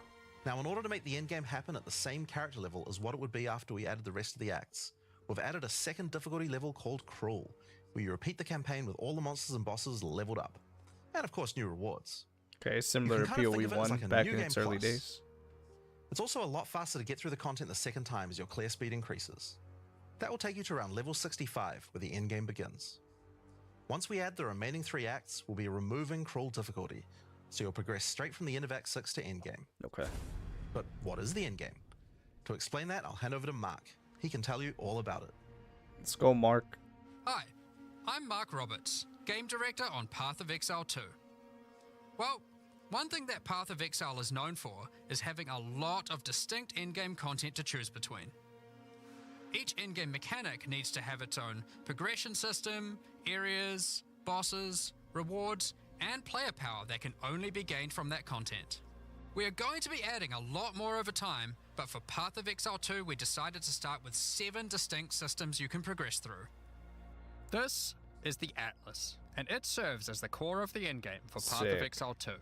It's infinite and expands in all directions. Infinite? Now, we are not going to spoil the plot too much here, but corruption from the beast has blighted the land, and your objective is to help fight it. In the center of the Atlas, you will find the Ziggurat, a temple in which the Val research the fundamentals of space and time. Here, we can open portals to nearby locations and begin cleansing corruption and finding resources. It's like I'm playing Civ or In something. order to power the portal device, we will need waystones. Each waystone has a tier which will determine the level of the monsters that you will face. To go to an area, simply click one that is adjacent to an area that you have already completed. Insert the waystone and click Traverse. Portals will open, allowing you and your party to travel to the area you have selected. Hey, what's up, All Keiko? the areas in the endgame feel distinct from the locations in the campaign. Oh my We have god, dialed the what is randomization up this, to 11. dude? The Is that monster Monk? types you will face in each map are totally random, and the combination of them can lead to some very interesting combat situations. There are over 400 monster types in early access, and they have a lot of varied and interesting abilities. Depending on which combinations you face, you might find some serious challenges. In order to cleanse the corruption from the area, you will need to defeat all the powerful rare and unique enemies in it. Once you have done that, the area will be marked as completed and you will be able to travel past it to progress deeper into the world. If you die, then the map can no longer be run, and you will have to find another way around failed. to get to the areas behind it. Oh, you There are can't also run it all again? kinds of other random encounters you might run into as you play maps. One such encounter are precursor artifacts. These are ancient, corrupting monuments that irradiate the monsters around them. The monsters that feed off the corruption are drawn to their power. If you defeat the monsters and cleanse the artifact, you will get a powerful temporary buff. Some of the buffs make you faster, others rain lightning or fire around you, and some even give you increased experience or help you find better items. You can also find strong boxes. These enigmatic chests guard piles of Strong treasure, but are boxes. always a trap. Monsters lie in wait to attack you the moment you open it, and the boxes often have mechanisms to unleash powerful spells or dangerous debuffs. There are different types of strong boxes containing different items, and you can even use your currency items to craft them on the fly, so you can optimize the contents. But be careful of opening one you can't handle. Okay, so they open slower now, or? You didn't miss a lot, Keiko. We just literally started covering the Sometimes you'll Endgame. discover monsters frozen in essences, solidified crystalline corruption. These dangerous monsters can be broken free. If you defeat them, the essence they drop can be used to upgrade normal items to magic items with a guaranteed mod from a category. For example, we could use this one on some boots to ensure a movement speed mod. Wow, essences. Rarely, essences will also drop that allow you to upgrade magics to rares, adding the guaranteed mod. Ah, okay, so they have essences that go from normal to magic, and essences that go from magic to rare. So they change essences a little bit. I actually like that change. This is incredibly powerful, since it allows you to get a second deterministic mod in your crafting projects. Combining these with the currencies that are commonly found in Rayclast for modifying items. Besides and the we can stun get a very threshold, nice that's pair of boots a indeed. nice pair of boots. Waystones, like all items, can also be crafted using your currency items. Adding prefix mods will improve the rewards, while suffix mods increase danger. The more dangerous a map is, the more waystones will drop. Adding mods to your waystones is key to progressing to higher tiers and sustaining them, but it will require you to take on larger challenges. There are a variety of factors you have to consider when crafting your waystones. Some maps will have higher density, some lower, some have more magic and rare chests, or monsters, some are more linear, and others more open. Make sure you explore and think about what makes certain maps good if you Do you want to see that, maximize your Keiko? You can returns. play as a demon, dude. As you cleanse corruption from higher and higher tiers of the Atlas, you will gain points that you can spend in the Atlas tree. This tree allows you to juice the danger and rewards of all areas in the endgame. You could increase the number of monsters, the number of rares, the number of precursor artifacts or strongboxes, even the quantity of item drops. As you explore the endgame world map, you'll notice various different biomes, from snow-capped mountains to dense jungle valleys. Most maps are restricted to certain biomes. As you continue to explore deeper into the Atlas, there are all sorts of things to discover. These cities are constructed by different peoples of Rayclast, and have specific items that can be found there. These strange structures marked on the map don't appear to do anything for now. Perhaps you'll work out how to use them later. You might find unique maps like Untainted Do you see this Paradise, atlas? an undisturbed island full of beasts that give an extreme amount of experience. You may even find a lonely man just enjoying his retirement who will give you a unique item for free. In addition, you can find special areas that would make a good spot to set up camp. Clear these areas of their hostile inhabitants, and you'll be able to claim them as your own hideout. You can decorate your hideout as you see fit and invite various NPCs to join you there to create your own personal base of operations. A great tool for exploration are towers. These mysterious precursor constructs are dotted around the Atlas. Completing the tower will reveal a large area around it, allowing you to scout out your next challenge. There are lots of things to find, so keep looking. Some sections of your Atlas are influenced by corruption. This adds extra modifiers to the maps in the region, increasing difficulty and rewards. Here, slaying monsters in close proximity to each other will cause the vestiges of corruption within them to merge together, forming powerful and grotesque abominations. You may have noticed while looking at the Atlas that some of the areas have these icons above them. The icon indicates that the area contains some kind of special encounter. This icon indicates that the area has a powerful boss. Because only 1 in 4 maps contain a map boss, we are able to make them very powerful and very rewarding. These bosses come from the campaign, but have had their difficulty increased with changes to AI and some of their abilities. It's worth noting that because you can see where the bosses are, you can choose to take them on or avoid them. If you do choose to hunt bosses though, then you will be rewarded with special points for the boss hunting section of the Atlas skill tree. The points here will allow you to specialize in boss killing, giving you much greater rewards for defeating them. So if I want to do boss fights only, I For can... each different type of content in the endgame, we are adding specialized trees in order to make it so you don't feel the need to respec your points when you change between different types of content. We will be showing you 7 of these by the end of this presentation, so there is still a lot more to come. Bosses are not the only icon you will see on the Atlas. Let's take a look at one of the endgame systems, Breach. If you played PoE1, you might be familiar with Breach. For PoE2, we have created sequels to several PoE1 leagues. While the mechanic is familiar, the monsters, bosses, rewards, and progression are all new. A breach is a tear in the fabric of reality. Opening it will allow you to see the demons and otherworldly monstrosities that lie in wait on this other plane of existence. By engaging with a breach, you'll create a bridge between their world and Rayclast. In order to keep the breach open, you will need to kill the demons that pour forth. The faster you can kill the monsters, the more monsters you will fight, and the more loot you will find. You can also find clasped hands that will open and drop more items if you run over them. These can be a good boost to the rewards of the breach, so keep an eye out. Okay. One of the rewards that you may find while fighting monsters from Breach are tablets. Tablets are special items that can be used with precursor towers to add more encounters to the Atlas. Breaches will drop Breach tablets. Clicking on a completed tower will allow you to consume the tablet to add more breaches to areas within range of the tower. This makes all the content in the Atlas self-sustaining. Want to do more breaches? Find the tablets, add them to your towers, get more breaches, getting more tablets. Soon your Atlas will be covered in otherworldly domains. In addition, like all items in PoE, you can craft them. Use your currency to add mods to your tablets, allowing you to upgrade all the breaches in range. Tablets can have up to 2 mods. These mods do things like adding extra rare monsters, extra clasped hands, or even monster density of breaches, allowing you to keep them open longer. Often, you will find multiple towers near to each other with overlapping areas of effect. This can allow you to rarely juice the mechanic by stacking the mods from multiple tablets.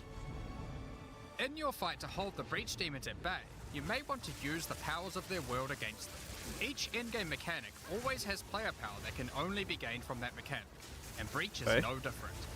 In Breach, you will find catalysts, items that can increase the quality of rings and amulets by improving specific mobs.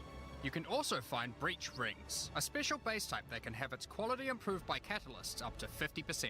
In this case, you could create a ring with around 170 life. Breach Rings can become some of the strongest rings in the game, giving you some good motivation to face the demon hordes. In addition, each endgame mechanic needs to have a pinnacle endgame encounter. While killing Breach monsters, you may find Breach Splinters. Collect enough of these and you'll be able to create a Breach Stone. Using a Vaal technology called the Realm Gate, you can use your Breachstone to access their domain and bring the fight to them. In this twisted domain, you will find nothing but a single massive breach. Triggering it will reveal hordes of Breach inhabitants. So you just kill as much as you can until time runs out. And should you be fast enough, you will be able to fight their leader, Zesht. We that are one. We that dreamed. We in nightmare. We that are one.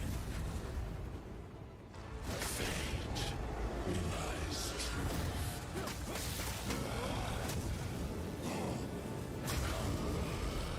Cool looking boss. Sorry for the ads, you guys.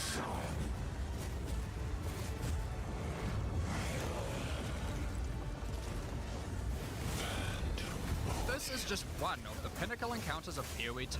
We won't be showing the rest of them, so you will have to discover them for yourself. But rest assured, this is some of the hardest content we have ever made. All of these encounters have specific uniques that can only be found from them, but that's not all.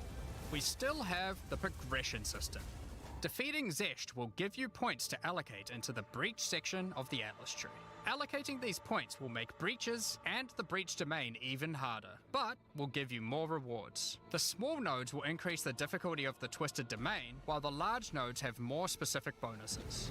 For example, this node adds more clasped hands to your breaches, and adds a pack of magic monsters that can guard them.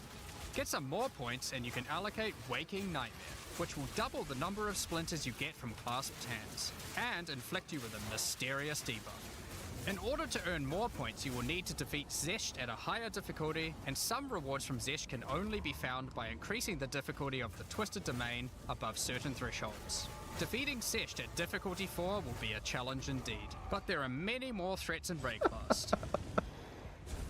Ritual altars are sacrificial sites built by the mysterious King in the Mists. If you encounter this symbol on the Atlas, then you know that the area contains ritual altars. Ritual altars demand tribute. Every monster you slaughter in the circle will feed the altar.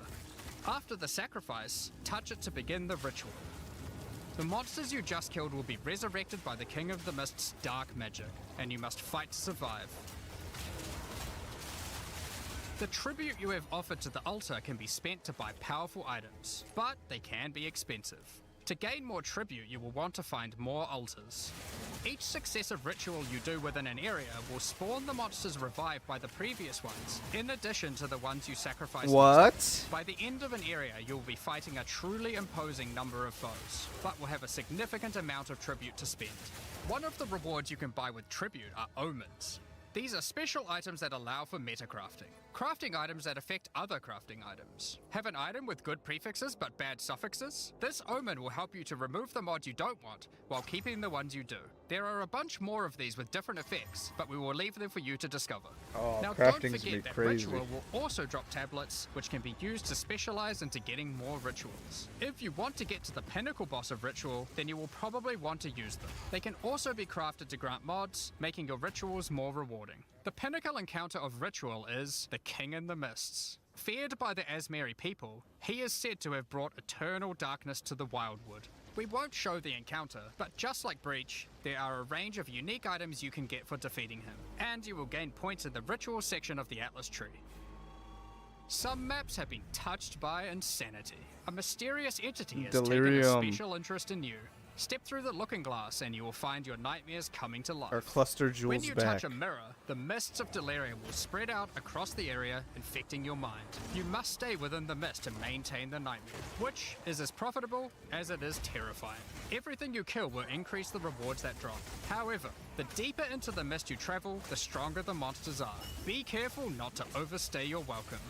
Rare and unique enemies will become vessels for terrifying demons, who will manifest out of them to unleash powerful attacks on you. The mist also offers a strange crafting material, distilled emotions. By combining these emotions, you are able to instill your amulet with a notable from the passive skill tree. This is like gaining an extra passive point for free, attached to your gear. So you can They are anoint also from particularly delirium. great because you don't have to traverse the tree to get them, allowing you to get off-class bonuses that would normally be much harder to get. So GG Blight. Distilled emotions can also be used to instill your endgame maps, applying Delirious to them and adding additional difficulty and rewards, allowing you to further juice your endgame maps. The tablets you can find from Delirium can be used to further improve it, increase pack size, make the fog dissipate slower, or improve your progress towards the pinnacle encounter of Delirium. Speaking of which, every now and then you will find simulacrum splinters. The mysterious entity will create strange encounters based on warped versions of your own memories. Monsters and simulacrums come in waves that get progressively more difficult. You will receive loot at the end of each wave, and you will have to make the decision to leave now or continue on, facing up against even tougher foes from the mist. The bosses you will face as you get deeper into a simulacrum are truly terrifying. Man, Monk looks so cool. If you can complete a simulacrum, you will gain points for the Delirium section of the Atlas skill tree. Next up, we have Expedition. Occasionally, while clearing corruption, you will encounter these Kalguran settlers. The Kalgurans have discovered ancient burial sites with lost Verisium artifacts, and they want you to help dig them up with explosives. The Kalgurans have marked the locations where the relics can be found. Place explosives as best you can to dig up as many as possible. There is just one problem. Corruption has brought the corpses of their ancestors to life, so you might have to do a little cleanup before you can reclaim the artifacts.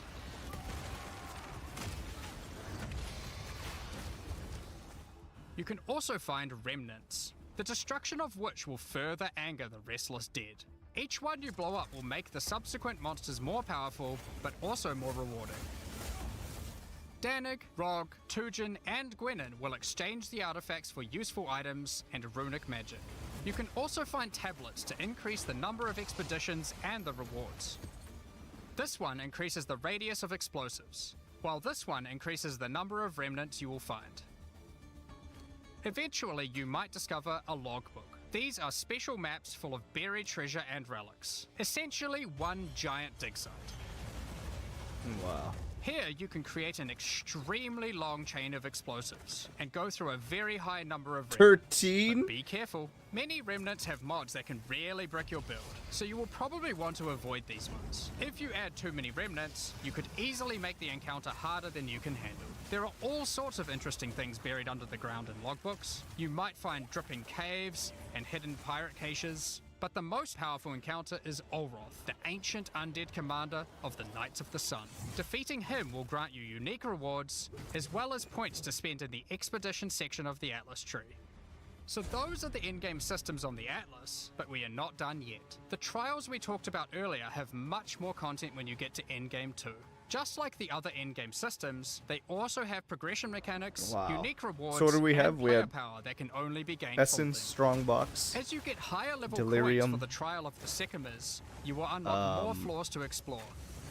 Breach, Each floor has its own challenging rooms and a floor boss that you will need to kill. Ritual, Expedition. What am I forgetting? He said There 7, are 4 right? floors in total, leading to another pinnacle boss at the end of the last floor, which can only be accessed at endgame. The Trial of the Sycamores is where you'll find jewels, which you can socket into your tree. These are like passives that you can craft with your currency items. They can be really powerful as they allow you to stack modifiers that may not be easily accessible on the tree normally. This jewel gives lightning damage and shock chance, for example. There are quite a few jewel sockets on the tree, Okay, so it's possible to gain a lot of power Jewel here. sockets are back. There are also other types of jewels that don't provide any bonuses themselves, but affect other passives surrounding them. This jewel increases the effect of small nodes and radius by 25%. With careful placement in the tree, you could get a significant amount of power from it. There are also Sweet. unique jewels available with very interesting effects, but you will have to find those for yourself. In order to push further into the trial and uncover the secrets of the Maraketh, you will want to take advantage of its progression system, relics. Relics are items that can be placed in the relic altar as you start the trial. They give special bonuses that affect the trial, making Log it out. easier and increasing its rewards. Of course, you can craft these with your currency items, making them even stronger. If you can complete the entire trial overcoming all 4 floors, the final boss will reward you with one of many unique relics. These relics will be consumed when used on your next run, but can reward you with unique and powerful items. For example, this is the Last Flame. If you use it, you will have only 1 honor for the entire trial, so you will need to do a completely hitless run. Completely hitless? The Trial of Chaos also extends into the endgame. As you gain inscribed ultimatums of higher and higher levels, the number of chambers that you can go through increases. In true Val style, this allows you to take even more risks for even more rewards. At endgame, you can progress through up to 10 chambers with 3 bosses on a single run. Stacking 10 tribulations on top of each other will make this a significant challenge, but it's worth it. The Trial Master will tempt you with items of the Val Empire, such as Val Orbs. Val Orbs are powerful crafting items that corrupt your gear with random, mysterious outcomes. Corruption prevents an item from being modified further, so it has to be the last step of your craft. But it's also the most impactful one. For example, if you use one on your body armor, it might add a new powerful enchantment, or it might re-roll up to half of its modifiers. Val Orbs also have the ability to add a socket, allowing you to bypass the normal restriction of how many sockets an item can have. A body armor could get up to 3 sockets this way, allowing for a significant number of mods. Val Orbs can even modify uniques. Adding enchantments or sockets to uniques can make them incredibly powerful, but there is a good chance that you will break them as well. The Trial Master will also occasionally offer you soul cores. Originally formed by Chaos, the Val sought to replicate soul cores through human sacrifice rituals and blood magic to power their civilization. Soul cores are powerful socketable items, with mods that cannot be obtained from regular runes. Like all endgame content, there is of course a pinnacle boss. The final chamber will drop keys to this mysterious door. Some say this is where the Trial Master himself resides. Perhaps you are willing to take the risk to find out. Had enough yet? Because there is still just one more thing. The most difficult content in Path of Exile 2. While mapping, you might come across this fortress that has emerged from underground, surrounded by an enormous maze riddled with danger. Is the maze preventing something from getting in, or something getting out? This fortress is of ancient origin, and its construction has similarities to the towers and tablets that you have been using on your journey through the endgame. It is clear from the entrance that there are 3 keys required to enter. Local factions are vying for access to the fortress in order to seize the power they believe will be inside. Each of the faction's leaders have managed to get their hands on one of the keys, so you will need to defeat them. Each faction is led by an Uber Act boss. You can see one of them inhabiting the city, but in order to fight him, you will first need to defeat their 2 lieutenants in the adjacent zones. Be careful. Wow. If you fail against either of the lieutenants, or to kill the leader, they will move on, and you will need to find them again. Kill all the Uber bosses and you will gain access to the fortress. The Atlas We aren't seems going to even more spoil it, as we confusing can't than wait to see you POE1. guys attempt it for the first time. Hopefully But is there it's a tree you get points streamlined. in after killing it? Of course there is. This is Path of Exile. There is always another tree. So these are your challenges for PoE2. As you can see, this project is crazy huge, way bigger than even we expected when we started out. But how do you gain access? Well, during early access you'll need a key to get in. To thank our existing PoE supporters who have spent more than $480, we'll be giving you guys a key for the PC version for free. Anyone else who wants one can get one by purchasing one of the new early access supporter packs that have just been released to the store. If you just want early access to PoE2, then you can get a key in the $30 early access pack. The pack also comes with $30 of points to spend in the MTX store. But we also have a variety of other supporter packs filled with exclusive microtransactions, points to spend in the store, and even physical items. The cosmetics can be used right now in PoE1 and in Path of Exile 2. Look at that World of when early Warcraft access one, starts. Warlord. Most of this footage has been recorded in Path of Exile 1, since that's where you can use them immediately. The Lord of Ogham supporter pack contains a cosmetic armor set befitting of the Count of Ogham himself. There is also a matching back attachment which has an alternate variant depicting the influence of corruption. That's cool. Also in this pack you can find a portal formed of the rusted armor of the fallen soldiers in the Red Vale of Ogham, and the offspring of a vicious crowbell boss found in the hunting grounds. This one doesn't look so vicious though.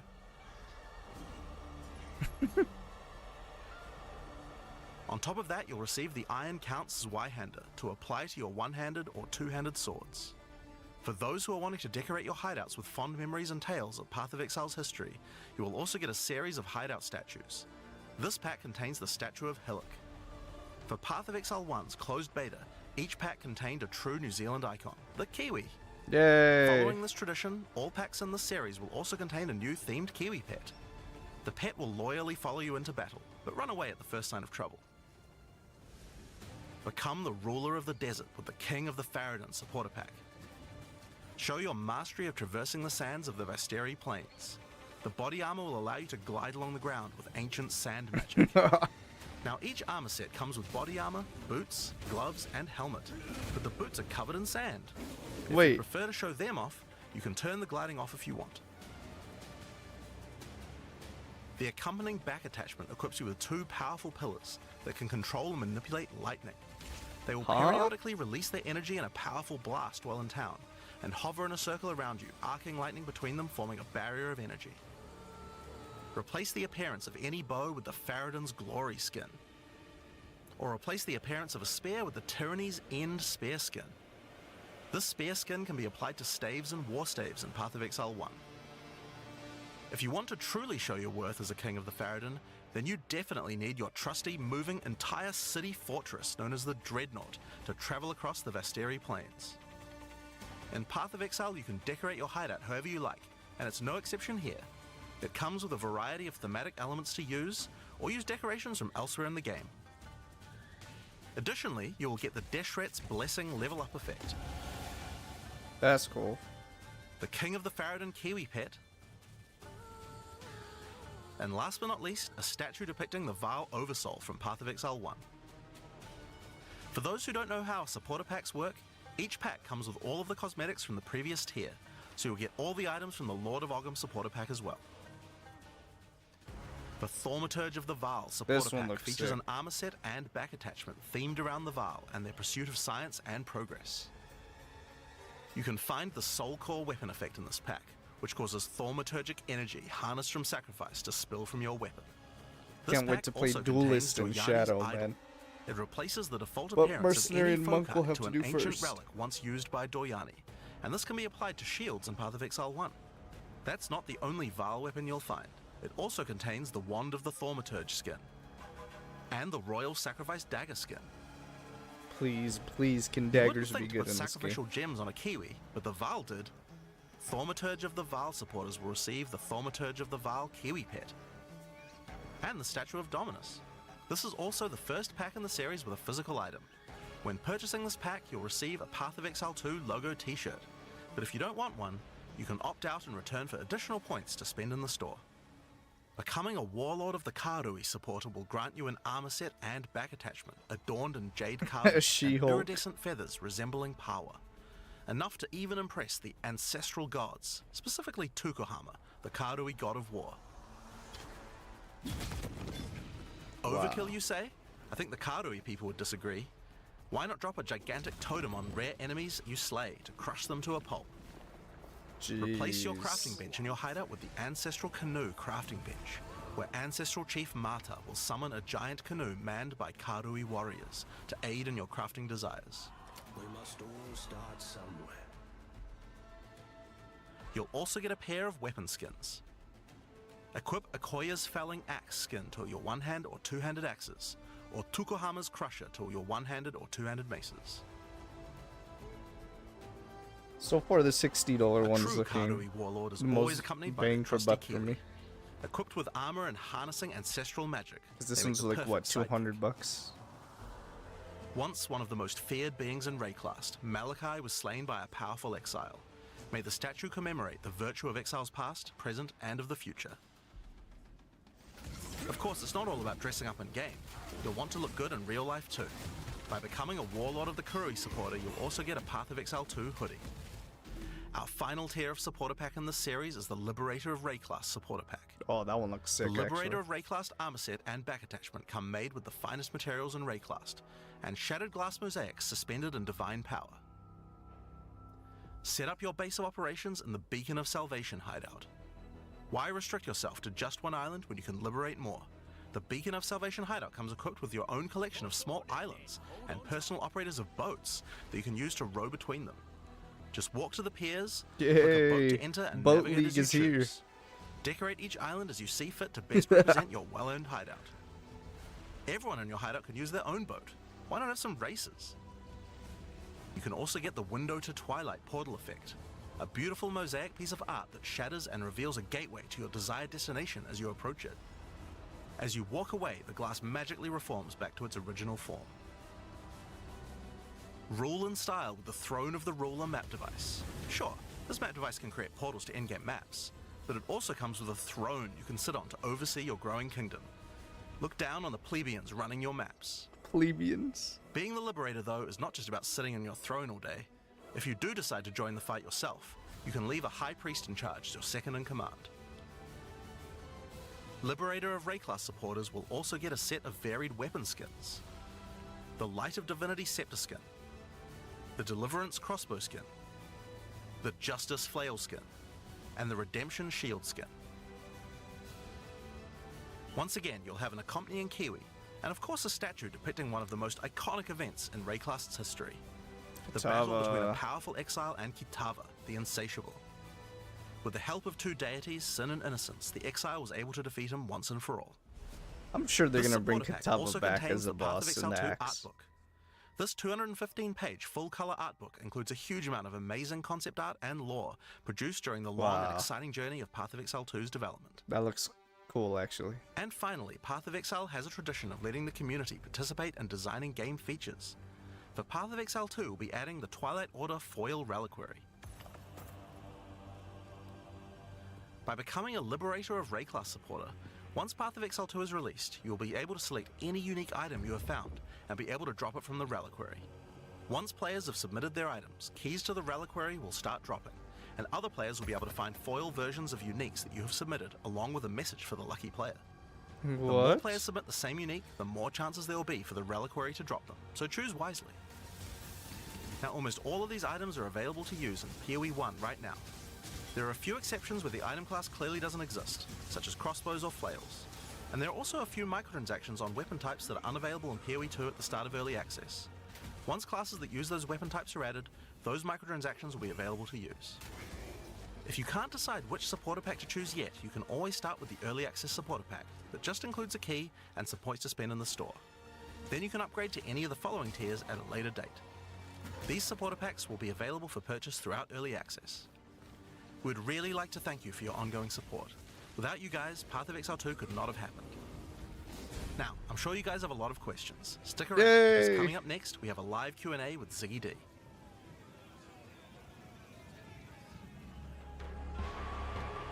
Okay, so real quick, let's go look at the supporter packs again real quick.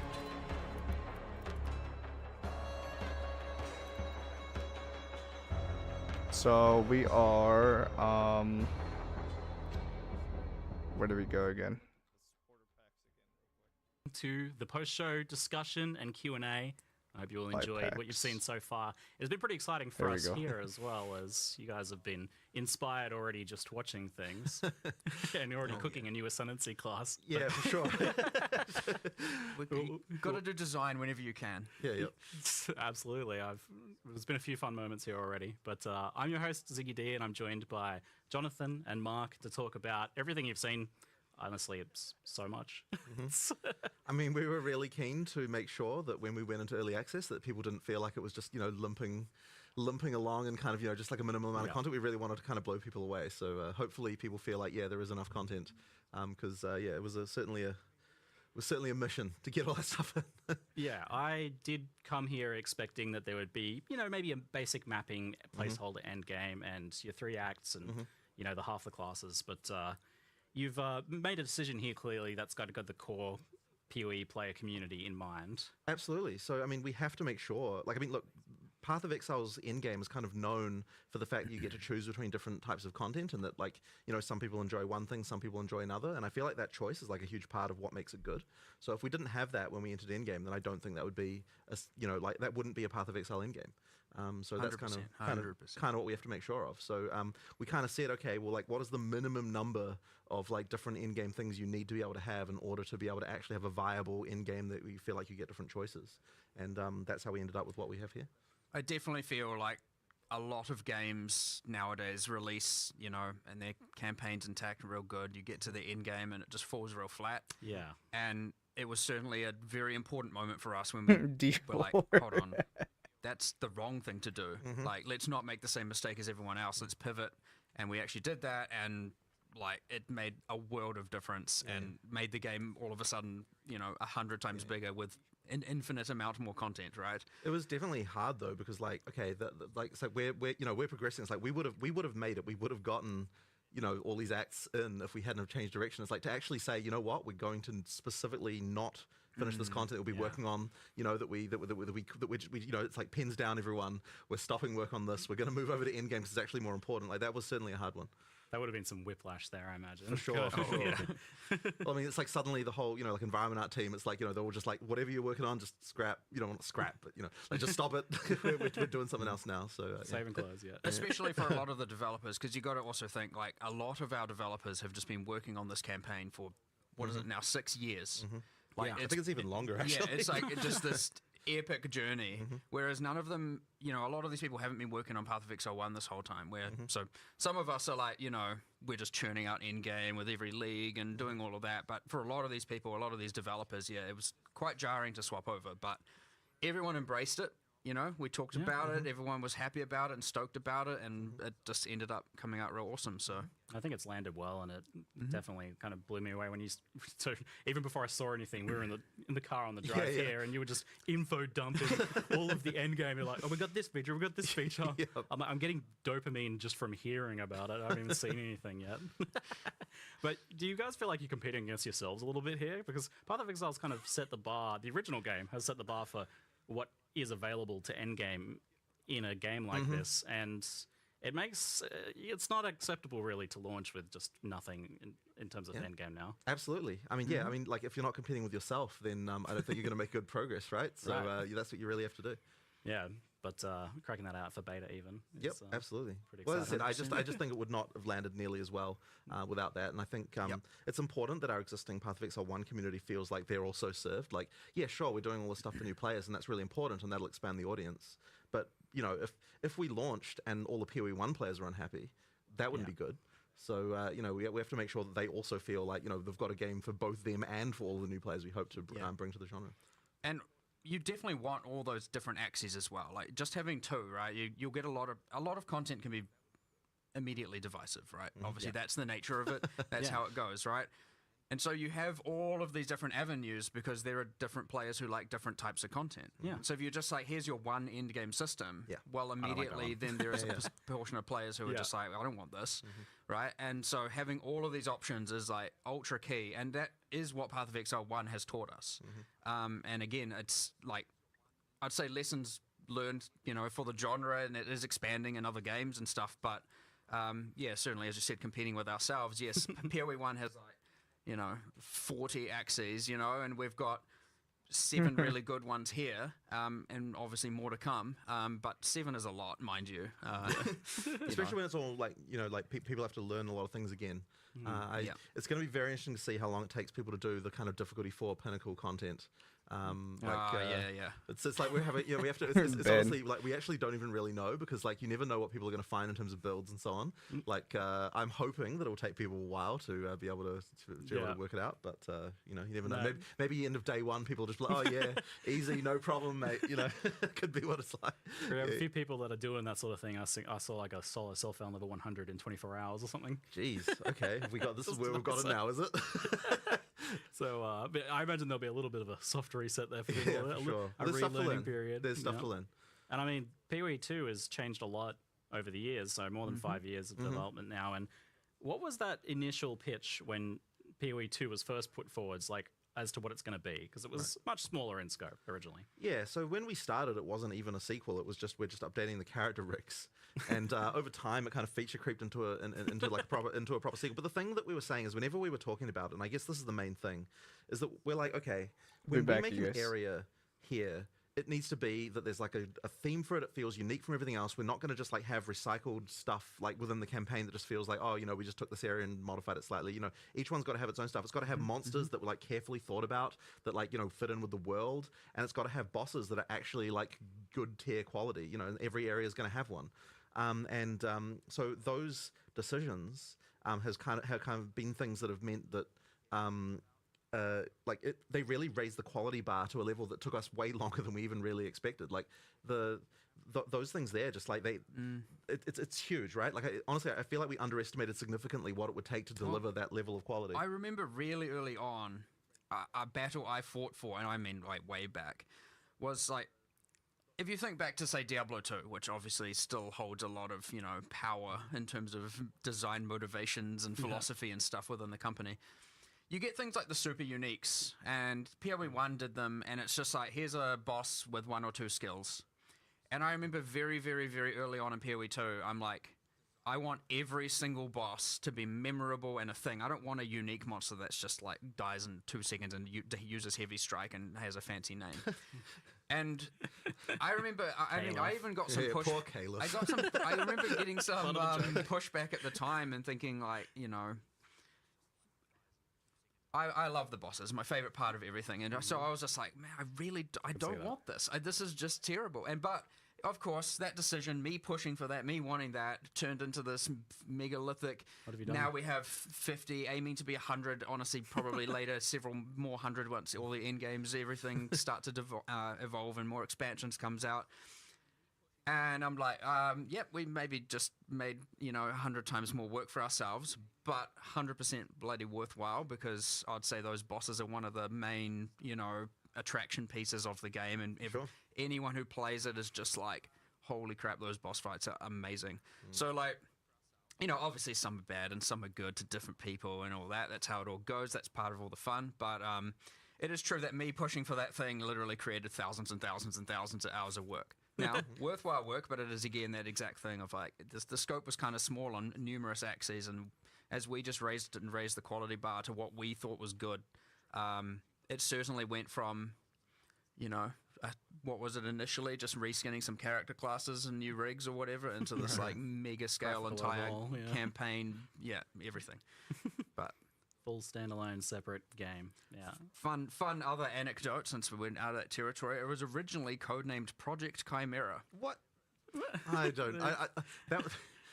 It was this pipe dream. I've never been a fan of these codename things. It was this like, there were times way back in the original Office, there was all this like, sometimes there'll be a feature you can't really do in POE1, and it was always like, we'll do it in Project Chimera. That was like amongst the developers, and people were like, what the heck is that? Now, ironically, there is a boss in Act 3 called, well, it's got a different name, but it's called the Chimera internally. It is a Chimera. It's a multi-headed beast. And you've seen it in a few of the marketing, things here and here, different trailers, little snippets of it. And I think it's just ironic that was actually the first boss asset made before everything, the first monster, because back in when we used to just make random monsters and we'll find out how to use them. And that was made for that game. It was used in the original PoE2 trailer, right? It is the only incomplete, technically, but only from a balance standpoint, or it was the last boss to finish in the entire Path of Exile campaign right now. It sounds like there was like some sort of emotional demon that you had to battle there, of like the legacy of the original idea, and you had to finish it. We had a moment with the monster game designers where we're like, oh my god, it's happening, the Chimera is finally being finished. Holy, this is like, we were effectively like, we need to celebrate this boss finally being done. It was like at the origin, and now it's at this, point where we're about to deploy early access. Not to say the end, because the end is forever away. Yeah. It's still the beginning of a journey in many ways. Yep. But on that note of celebrating, like, how do you guys feel having now kind of, for the first time, I feel really like laid bare kind of everything you have. You're putting it out there, and only being 2 weeks away from everyone playing it. Well, it's always scary, coming into a release, and I think especially for, there's like a bunch of people on the PoE2 team who have, who, like they have, this is their first game that they're going to be releasing, and that experience is something that, it's tough. And honestly, I think that even we were feeling a little bit cocky, actually, about the fact, because, we release, content for PoE1 all the time. And I feel like we kind of felt like we knew what it took to get a game released. But honestly, like, PoE2 was just a whole entirely different demon as far as getting things out, right? Like, it's just way more difficult. Like, when you actually have to make everything, like, the whole frickin' thing right from the ground up again, it's like, wow, there's way more stuff there. And, like, there's even things like the passive tree, where it's like, I feel like we underestimated what it would take to get something like that to an actual releasable state. Like, that was a huge amount of work, just like absolutely colossal to get it to get that kind of stuff in shape. Like, it's just been crazy. Obviously it's nerve-wracking, coming up to coming up to a release day. But I think we do have something that players are going to really enjoy, and it's always comforting when we had a live event in LA recently. People, we got to the time limit and everyone's like, oh man, we don't want to stop. So like I think people are going to really enjoy it. It's been a whole different experience for me here playing this time around as well, whereas before I was playing a very buggy kind of internal version of the game that was very experimental. Now playing almost what I'm going to be playing. Well, I heard you still managed to blow the count up the elevator with some kind of knockback bug. I wasn't going to mention that. Yeah, we have to just go with that one. I did send the Act 1 boss up an elevator with knockback. It was good. Intended mechanic. I thought it was pretty funny. Yeah. He was in his like big wolf form and kind of trapped in there, so just barking at me through the wood. It's good. So I'm sure there's a few things to work out over this next 2 weeks. I hope the team can have a little bit of a rest for a day before they get back into it. Maybe. No, it's been a lot. So you've done that pivot to the end game focus and got so much for us now to play around with in the beta. And it seems like originally I was thinking, we might be playing for a few weeks here, and then maybe going back over to some Path of Exile 1 stuff. But it seems like you guys want us playing through Christmas. That would certainly be good. Look, there's enough stuff there. I think it will take people a long time to get through. Yep. And obviously, it's also going to be the first time people are playing through a completely fresh campaign as well. I think that will take people a fair amount of time. There's and then of course the end game as well to explore. It should be pretty significant.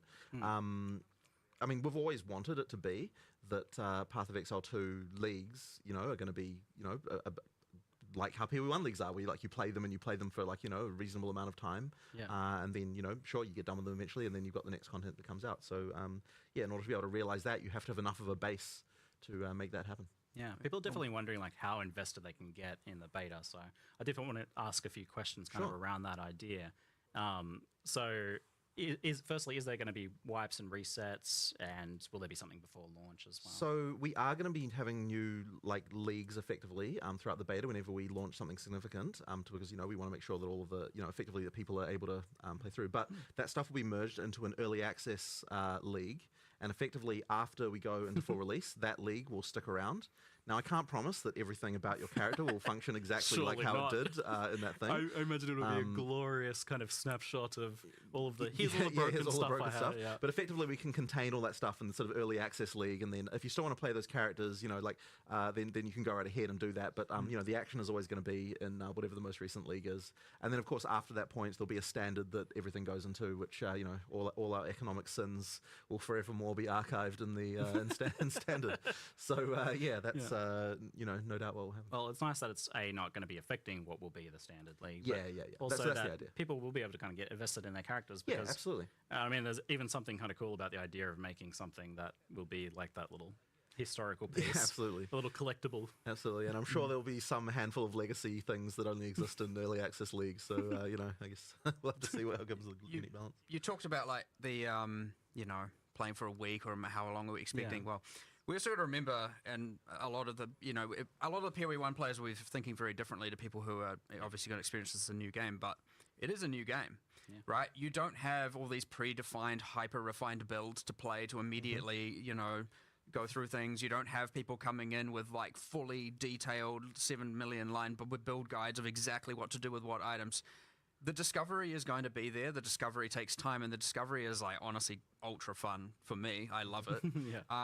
Now, those things will emerge after time. Of course they do. Completely fine. But you should remember, like, there's a lot of game to play here to discover, to learn about the world, the new narratives, the new world building, the new unique items, the ascendancy classes, the massive passive tree, which is bigger than PoE1's, the, like, you know, end game systems, the bosses, like, it's not going to be this, like, you know, even, you know, I personally, when a PoE1 league comes out, for example, I play for like a month. Sometimes a bit longer, sometimes a bit less. It ultimately also depends largely what's going on here and how much I need to invest here. So, you know, and there are other people who play for more like 3 and whatnot, but there's certainly going to be a much longer time period you can play this for while still discovering new stuff and not feel like you're finished, you know what I mean? Now, of course, you see that's subjective. Everyone can pick their own point when they finish, but if you want to see everything and do everything, you're going to be investing a lot more time, especially these first-time rounds, and then obviously with every league, there's more to discover, but you get faster at doing all these parts over and over and over again. You'll get more efficient over time. That's how the game works. So, yeah, I'd expect a lot of time to be sunk into this to fully explore it to start with, like a lot, you know. Not a week, not 2 weeks. You're going to be going far, far longer than that if you want to see everything. But, you know, it's up to you. Play at your own pace. See how you want to go. Learn at your own pace. That's the beauty of a new game as well, which we haven't been able to experience with Path of Exile 1, you know, or other games and for so long, is actually discovering the entire world. And yeah, there's some familiar mechanics at the end game and stuff like that, which is awesome for people. But yeah, I certainly want to really, I'm very excited to see people discovering the new things and getting so excited about it. I can tell you're amped for watching people go through that discovery process. I'm maybe even diving in yourself 100%. I mean, I love sitting there in Path of Building, as many of us do, but I am very excited for that. Well, yeah, as we were saying, discovery process for a while. I think you were saying how much you were part spreadsheet. I think I was saying I'm like maybe 60% spreadsheet, 40% discovery, and that's my play archetype. You know, so coming up with our player profiles, Timmy spikes, and things like that for Path of Exile characters. The discovery part of me is ultra excited, and and I'll mind you, that's coming from someone who kind of knows all the content. I'm still, because there's something different about making it versus actually playing it live with the players, seeing them discover it, uniques being linked in chat and on Reddit and all of that is just so cool. So we're gonna get a massive dose of that, and it is like genuinely exciting to just see how people are gonna think. You know, what's worth 1 chaos or what's worth 10 chaos, what's worth if chaos is even the metric. Is chaos even the currency that people settle on? We were arguing about this earlier. I'm pretty sure that 1 C spam in chat might turn into 1 E, because like, you know, 1 exalt, given that exalt is now... I think it'll be chaos. People probably... ad remove will still be... People don't appreciate, by the way, like, so when we say we've increased, you're going to be getting multiple exalts in Act 1. In PoE2, like we actually have increased that a lot. It isn't just like an idle, you know. Like I can see exalts becoming the new kind of like chaos. And I think actually that chaos will being be the new divines. I actually agree. But we'll see. That's my point. But it's a new economy, right? Like who even knows? The market will have to. But I like that we're already arguing about this. It's good fun. So, do you have some kind of like beta release roadmap for updates and things like that for people to look forward to? With that I mean, as well? we certainly did have one 6 months ago when we were, but now that we're, feature creep, you know, now that we're sort of getting to release, it's like, oh my god, like, you know, we have to look at it. So, I mean, look, I don't think it'll be any less than 6 months, and I think it could easily end up being more.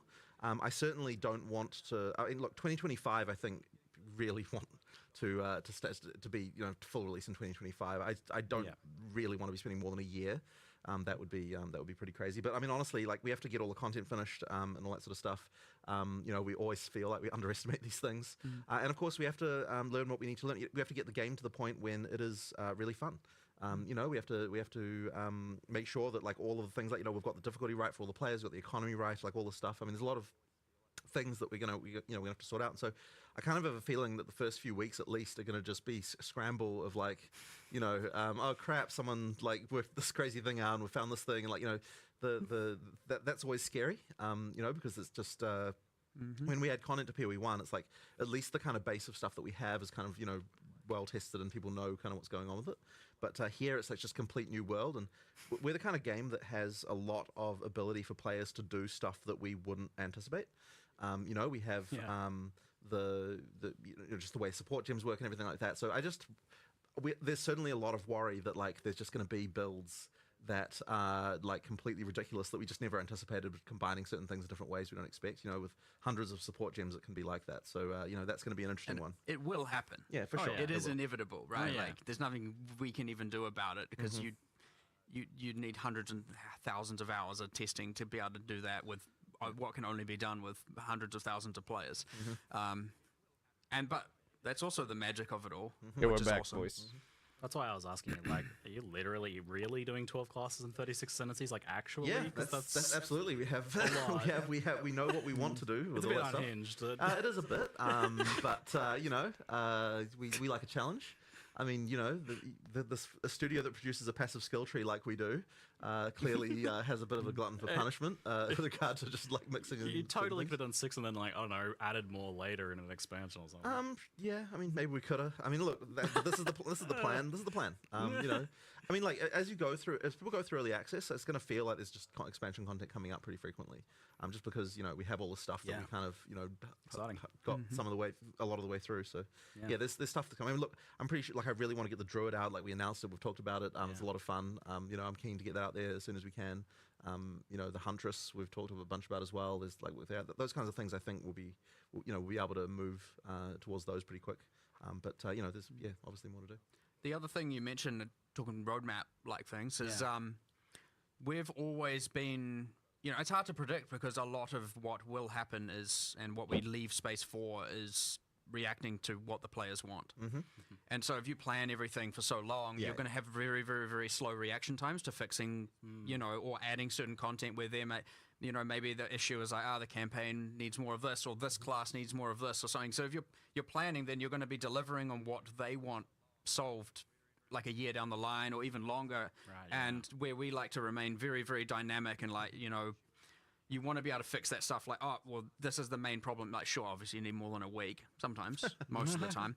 But we want it generally to be that the next releases, expansions, updates, whatever, can alleviate as many of those problems as possible.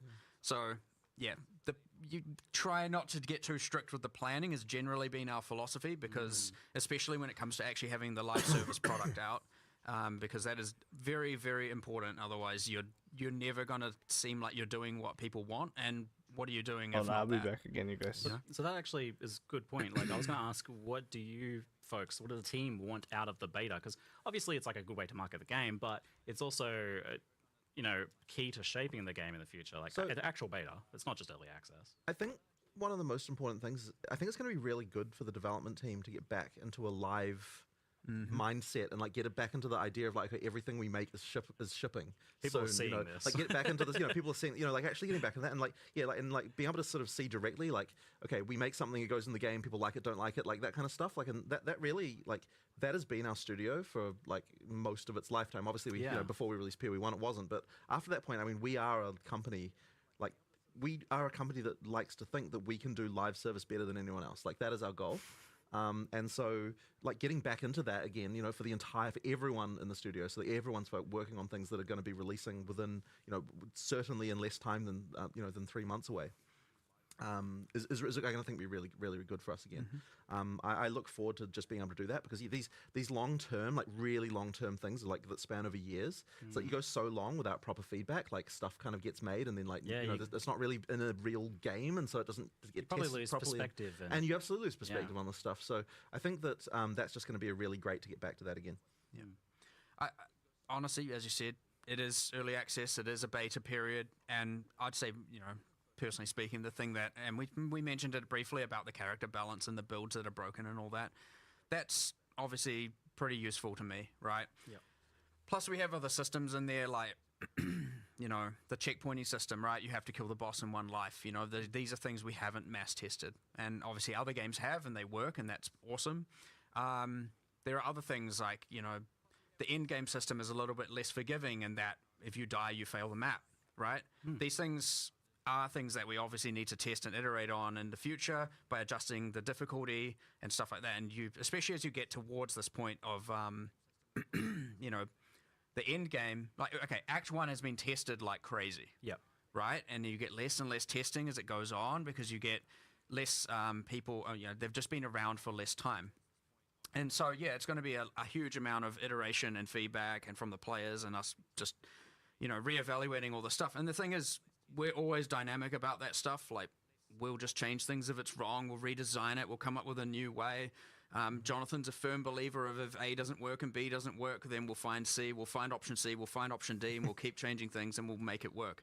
So, yeah, it's going to be a lot of that iteration on our design decisions, how forgiving, because, like, the game is pretty hard. You know, it can be pretty hard.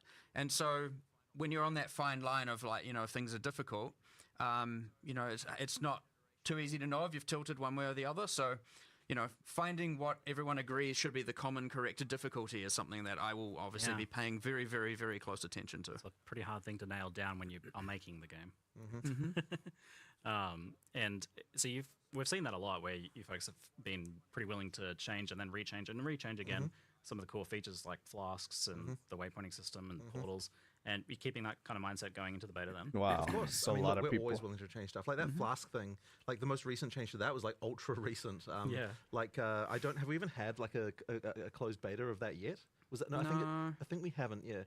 I mean, I think it's way better than it was. Like, it's the things have improved a lot. And honestly, like, that's one of those things the we've been wanting flask to system do, a lot. something to sort out flasks for ages. Yep. And it really came about because when actually looking at what new players were having trouble with when they were playing, Flask Piano was actually, like, even from the very beginning of the game, actually ended up being one of those things that, like, people just had trouble with, just like just the manual dexterity required to, like, hit all your different flask keys, and then you have to know when one of your flasks run out so you can move to the next one, and like various things like that. Like, all that stuff actually was like just a large amount of mechanical complexity right from the very beginning. And then even at end game, I don't think it was really that satisfying either, because you ended up with, like, you know, just like having to press all these buttons all the time, and obviously it's all utility flasks that people are using at end game. And then we kind of tried to band-aid this in PoE1 with the you know, some of the flask automation stuff that was added there, but there was still this idea that that you're still more powerful if you don't automate. So therefore, you know, like, it's like, you know, it's like there's that trade-off there.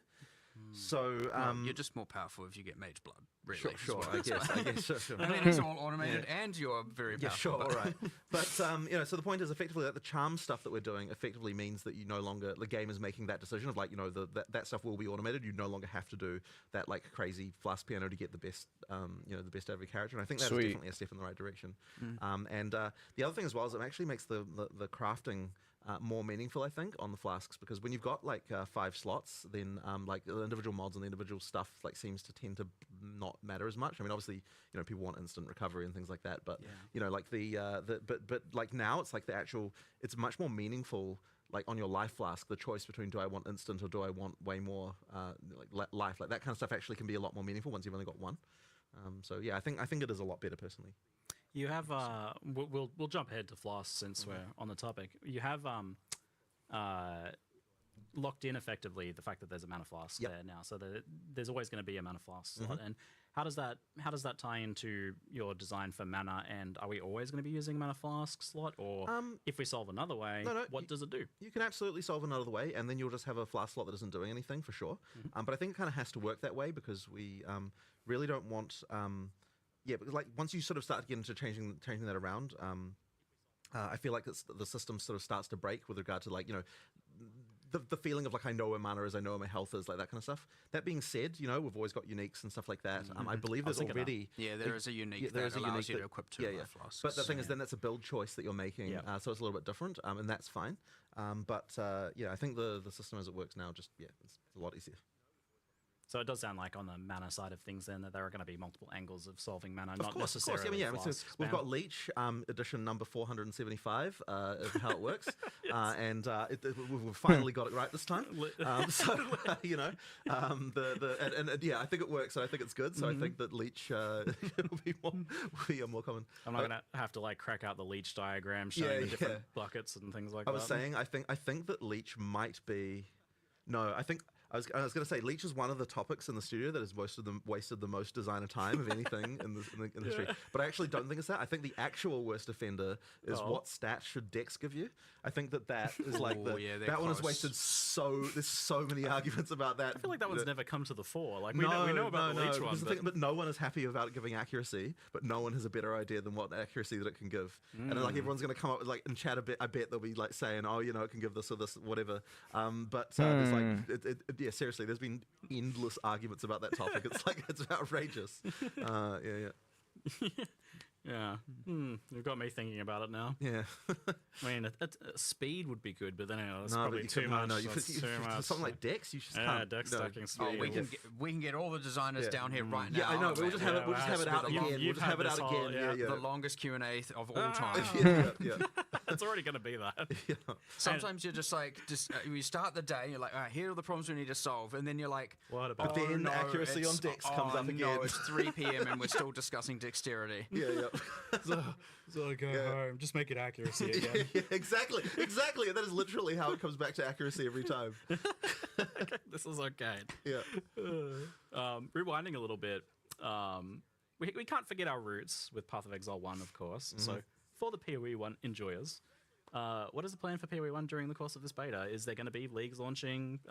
Is it on the back burner? Yeah, there absolutely will be leagues launching. Now, I don't know the exact date, but the plan is kind of late February. Yep. But I mean, look, we'll see what happens. I will admit that unfortunately we did have to steal a few PoE 1 resources just towards the end here, which is kind of been a bit unfortunate. I really wish we didn't have to. But as I said, we kind of underestimated some of the stuff. But everyone is going to be going back to PoE 1 again for the February league. We're going to make sure that we can do that. Like one of the things that was a big problem for our studio when we had a long-term project and a short-term project is that you've always had that thing of like you always want to work on the short-term thing. Yeah. So now that we've got 2 short-term things coming up, I actually think it's going to be a bit easier to prioritize in some respects because they shouldn't do PoE leagues concurrently between both games. Like coming up soon. So that way people can play both. We'll see how it goes. But we need to get that PoE 1 expansion out next. Yeah, obviously, I just want to always make it clear that, the reason why things can't be so planned out is, again, we're just releasing this game. Yep.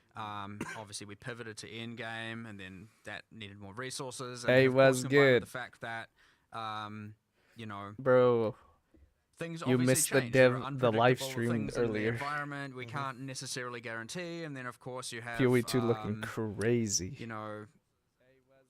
Christmas coming up and all of that, right? There's so many variables to consider, but we also don't know how much time is going to be invested necessarily or need to be invested into live operations for post-release. How many problems are going to go wrong? How many builds how many of the uniques are broken? How many, and where do all these resources go? There are like just millions of variables here. Yep, $30 bucks for the base it access. Can get very, very difficult, especially at this time. But $30. You have a bit of a grace period, so to speak, where more like and a you period get of 30 streaming points out to fire, in game where we're putting out fires everywhere. Grace. But we have a for period where microtransactions. we're fixing everything. You get everything stable, and then we're going to be like, all right, let's recalibrate, figure everything out, and what is our plans, and then establish all of that, based also on the feedback we get from that period where everything's on fire.